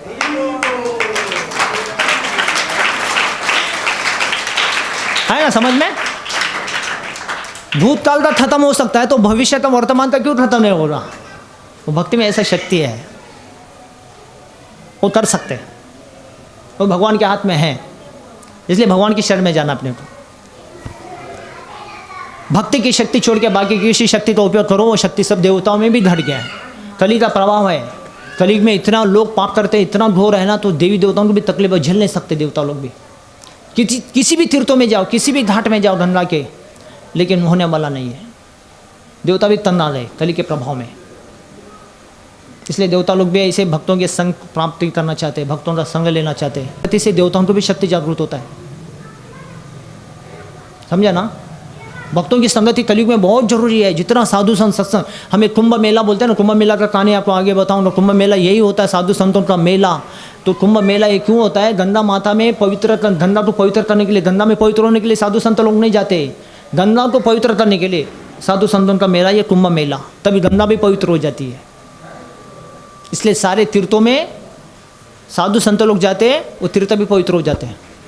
इसलिए किसी साधु को दर्शन कोई कर लेता ना, सारे तीर्थों का दर्शन उसको हो जाता है। तीर्थी कुरुवंती तीर्था नहीं, सारे तीर्थों में साधु संत लोग भ्रमण करते ना, ऐसा कोई साधु का दर्शन करते वो आत्मा को तीर्थों का दर्शन का पुण्य प्राप्त होता है। साधु का दर्शन करना, साधुओं के संग में रहना इतना बड़ा पुण्य है, क्योंकि साधु संत लोग भ्रमण करते तीर्थों में, सारे तीर्थ उनके चरणों में वास होते हैं। इसके कोई साधु का चरण किसी घर में पड़ता है तो पुण्यात्मा, सारे तीर्थों का चरण उनके घर में आने के समान।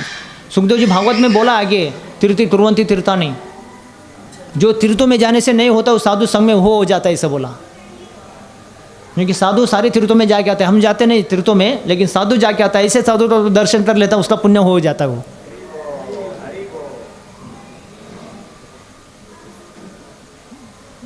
ये भागवत में आगे विषय आया था, जब कौरव पांडवों का युद्ध हो रहा तो विदुर जी चले गए थे सारे तीर्थों में भ्रमण करके, धर के बाद में आए, सब होने के बाद फिर उसके बाद युधिष्ठिर महाराज स्तुति करते, चाचा जी हम कितने बड़े भाग्य पुण्य हैं, दृष्टि है, आप जैसे तीर्थी यात्री पूरा भ्रमण करके हमारे घर में आया, हमारा घर धन्य हो गया, ऐसे बोलते हो।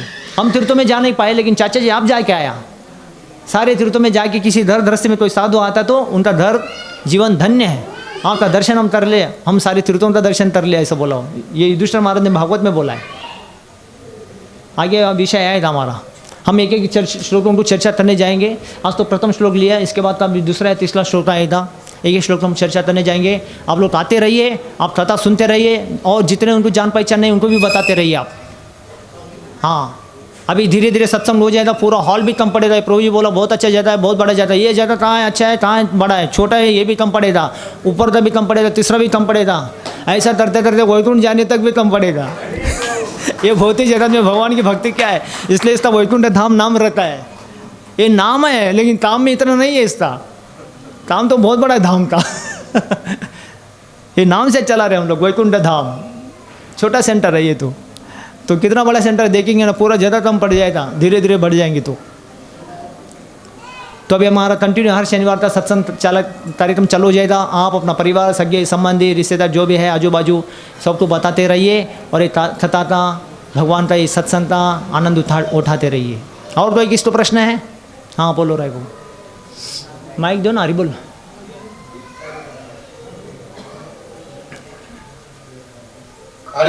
हाँ आप सामने आओ थोड़ा, ये उसके सामने मत जाओ।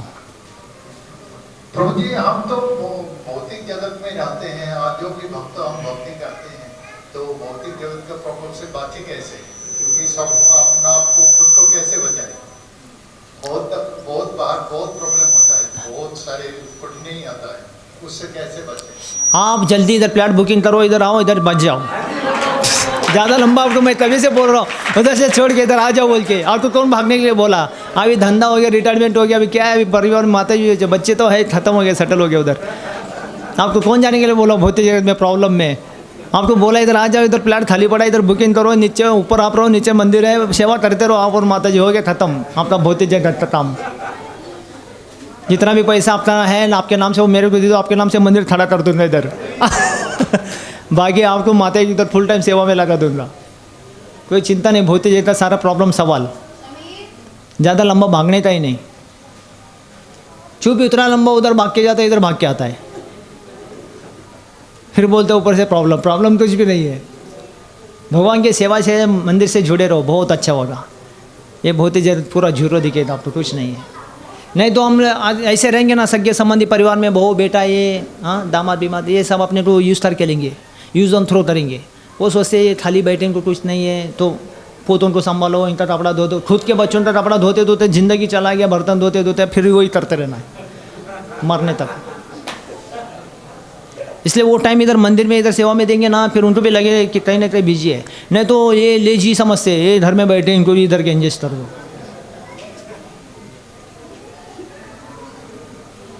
भगवान की सेवा में एंगेज होने का। और कोई प्रश्न किसी को नहीं है? ठीक है, बहुत बहुत धन्यवाद। तो हर शनिवार का सत्संग का कार्यक्रम का लाभ आप लोग लेते रहिए। हाँ, हरे कृष्णा। कृष्ण भगवान की, श्रीमद् भागवत पुराण की, आप सब की।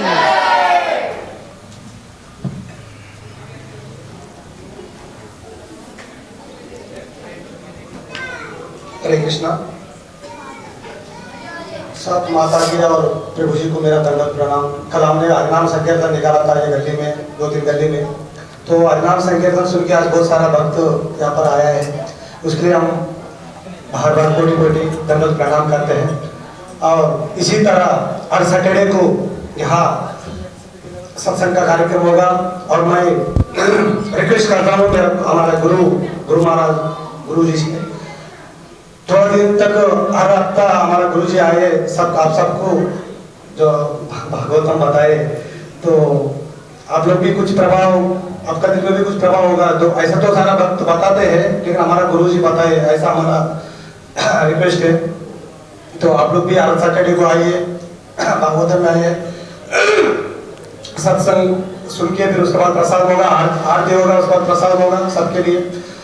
अब तो कम से कम बहुत सारा भक्त आए, उसके अगला सैटरडे आप लोग भी आए, आपका साथ और कोई रहेगा तो सबको साथ में लेके जाए। अभी हमारा मंदिर तो पूरा अधूरी है, अभी 70-50% हुआ है, तो उसका प्लास्टर होने के ऊपर का बहुत सारा काम होना है।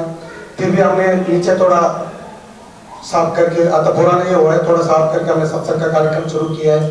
तो आप लोग के लिए, हमारे लिए नहीं है, हमारा जो गुरु आता है गुरु के लिए नहीं है, सब आपका ऊपर दया करके हमारा गुरु इधर संग करने के लिए आते हैं। अपने एक कथा मैं सुनाता हूँ। ऐसा हमारा जैसे एक गुरु है, समुद्र में स्नान करने गया था, नदी में स्नान करने गया था, नदी बह रहा था, तो नदी के साथ एक बिच्छू आ रहा था, बिच्छू आ रहा था, और हमारा जैसे साधु ने वो बिच्छू को उठा लिया। वो बार बार डंक मार रहा था, और उसको छोड़ रहा था, उसको बचाने के लिए देखो वो डंक मार रहा था, डंक मारने उसको बार बार साधु बचा रहा था, वो बार बार डंक मार रहा था। कोई अब जैसा बोला क्यों उसको बचा रहे, वो बार बार डंक मार रहा। तो हमारा साधु ने बोला उनका काम है डंक मारने का, हमारा काम है बचाने का। तो ये जगत का काम है डंक मारने का, हमारे जो गुरु जी का काम है सर जो भौतिक जगत से पापों से मुक्त करवाने का। तो इसके लिए हमारा गुरु जी की इतना बड़ा अच्छा ज्ञान दिया, इतना बड़ा ज्ञान दिया, इतना बड़ा सबको बताया, उसके लिए हम 3 बार हरि बोल के उसकी धन्यवाद प्रकट करेंगे। हरि बोल, हरि बोल, हरि बोल।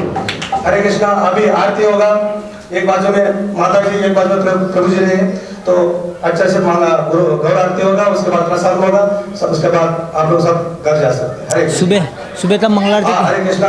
आज का जो प्रसाद में जो इतना लोगों का जो प्रसाद हम बनाया है और उसने स्पॉन्सर किया है, उसने बना के भी लाया है, उसने पैसा भी सब कुछ लाया है, उसका नाम हमारा जो गदाधर प्रिया प्रभु जी, उसने जो आज का सब लोग ने प्रसाद का अरेंजमेंट किया है, उसके लिए 3 बार हरि बोल के उसकी धन्यवाद करता है। हरि बोल, हरि बोल, हरि बोल। कल का मॉर्निंग प्रोग्राम किधर है बताओ? मॉर्निंग प्रोग्राम मंगल आरती। हरे कृष्णा। हर संडे को सुबह मंगल आरती होती है 5:30 बजे यहाँ पर, तो कोई भक्त आना चाहते तो आ सकते हैं। सब मंगल आरती होती है, तुलसी आरती और नरसिंह आरती होती है, उसके बाद भागवतम होते हैं, उसके बाद जप होते हैं, हरिनाम संकीर्तन होते हैं, उसके बाद 7-8 बजे प्रसाद होते हैं, वो प्रसाद लेके जा सकते हैं। हर संडे को सुबह मॉर्निंग में मंगल आरती भी होते हैं, सब लोग आ सकते हैं, बैठ के आराम से जप भी कर सकते हैं, तब भी कर सकते हैं, और आराम से 2-4 माला जप करके प्रसाद लेके जा सकते हैं। जो आना चाहते थे सुबह 5 बजे यहाँ आ सकते हैं। हरे कृष्ण। हर संडे को रहते हैं मंगला। हरे कृष्ण। जिसको अगर किसी को जप करने के लिए माला चाहिए, आज से माला जप कोई मतलब जप करना चाहते हैं, जप चालू करना चाहते हैं, माला करना चाहते हैं, वो माला हमारा गुरु की हाथों से ले सकते हैं।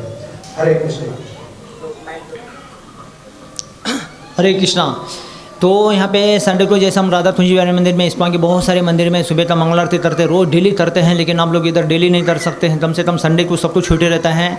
तो सैटरडे शाम को जल्दी सो जाइए और सुबह संडे को यहाँ पे आइए। कितना बजे होता है मंदिर? 5 बजे। 5 बजे मंगल आरती होती है, तो सब लोगों का अच्छा अवसर है। देखो मैं पिछले 36 साल से मंगल आरती अटेंड करता हूँ मंदिर में। 4 बजे मंगल आरती होती है, 4:30 बजे। उसके लिए मैं 2:30 बजे उठता हूँ रात को, कभी रात को 10 बजे सोता हूँ, कभी 11 बजे सोता हूँ, लेकिन सुबह 2:30 बजे उठना मेरा फिक्स होता है। समझा क्या? तो आप लोग हफ्ते में एक दिन 5 बजे आना इधर मंगल आरती में। कितना आपके घर के पास में ही है, तो जरूर सब लोग आइए। सुबह 5 बजे मंगल आरती, 5 से 6 तक मंगल आरती अटेंड करके फिर जितना देर बैठ के माला जप करना जप करके जा सकते हैं।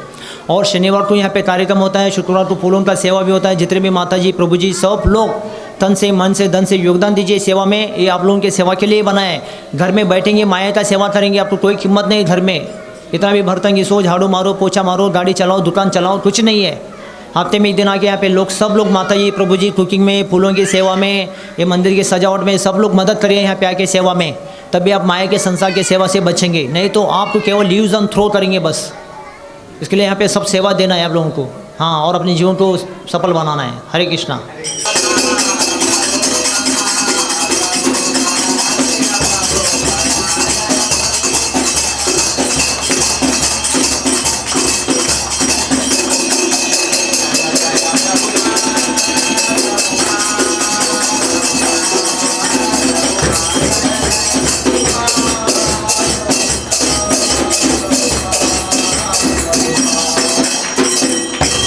शिव जय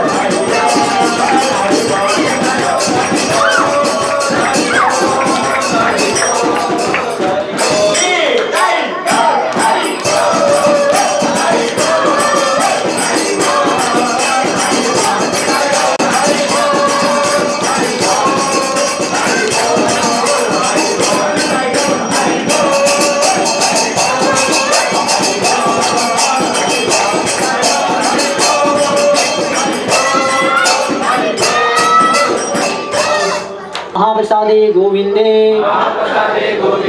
नमो ब्राह्मणे वैष्णवे स्वल्प पुण्यवतं राजन् विश्वासनेव जायते शरीरा विद्याजाल जड़ेन्द्रियता हे काल जीव पेले विषय सागरे तार मध्ये जीवाती लोभमय सुदुर्मती ताके जेता तडिन संसारे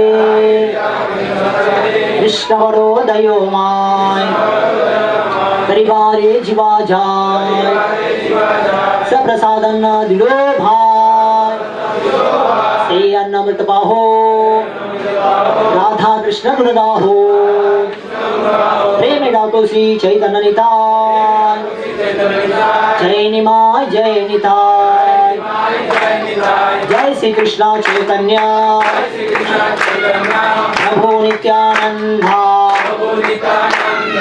श्री अद्वैत गदाधर श्रीवासादि गौर भक्त वृंद हरे कृष्णा कृष्णा कृष्णा हरे हरे हरे राम राम राम हरे हरे श्री राधा कुंज बिहारी गौर निताय शील प्रभुपाद भगवत महाप्रसादम की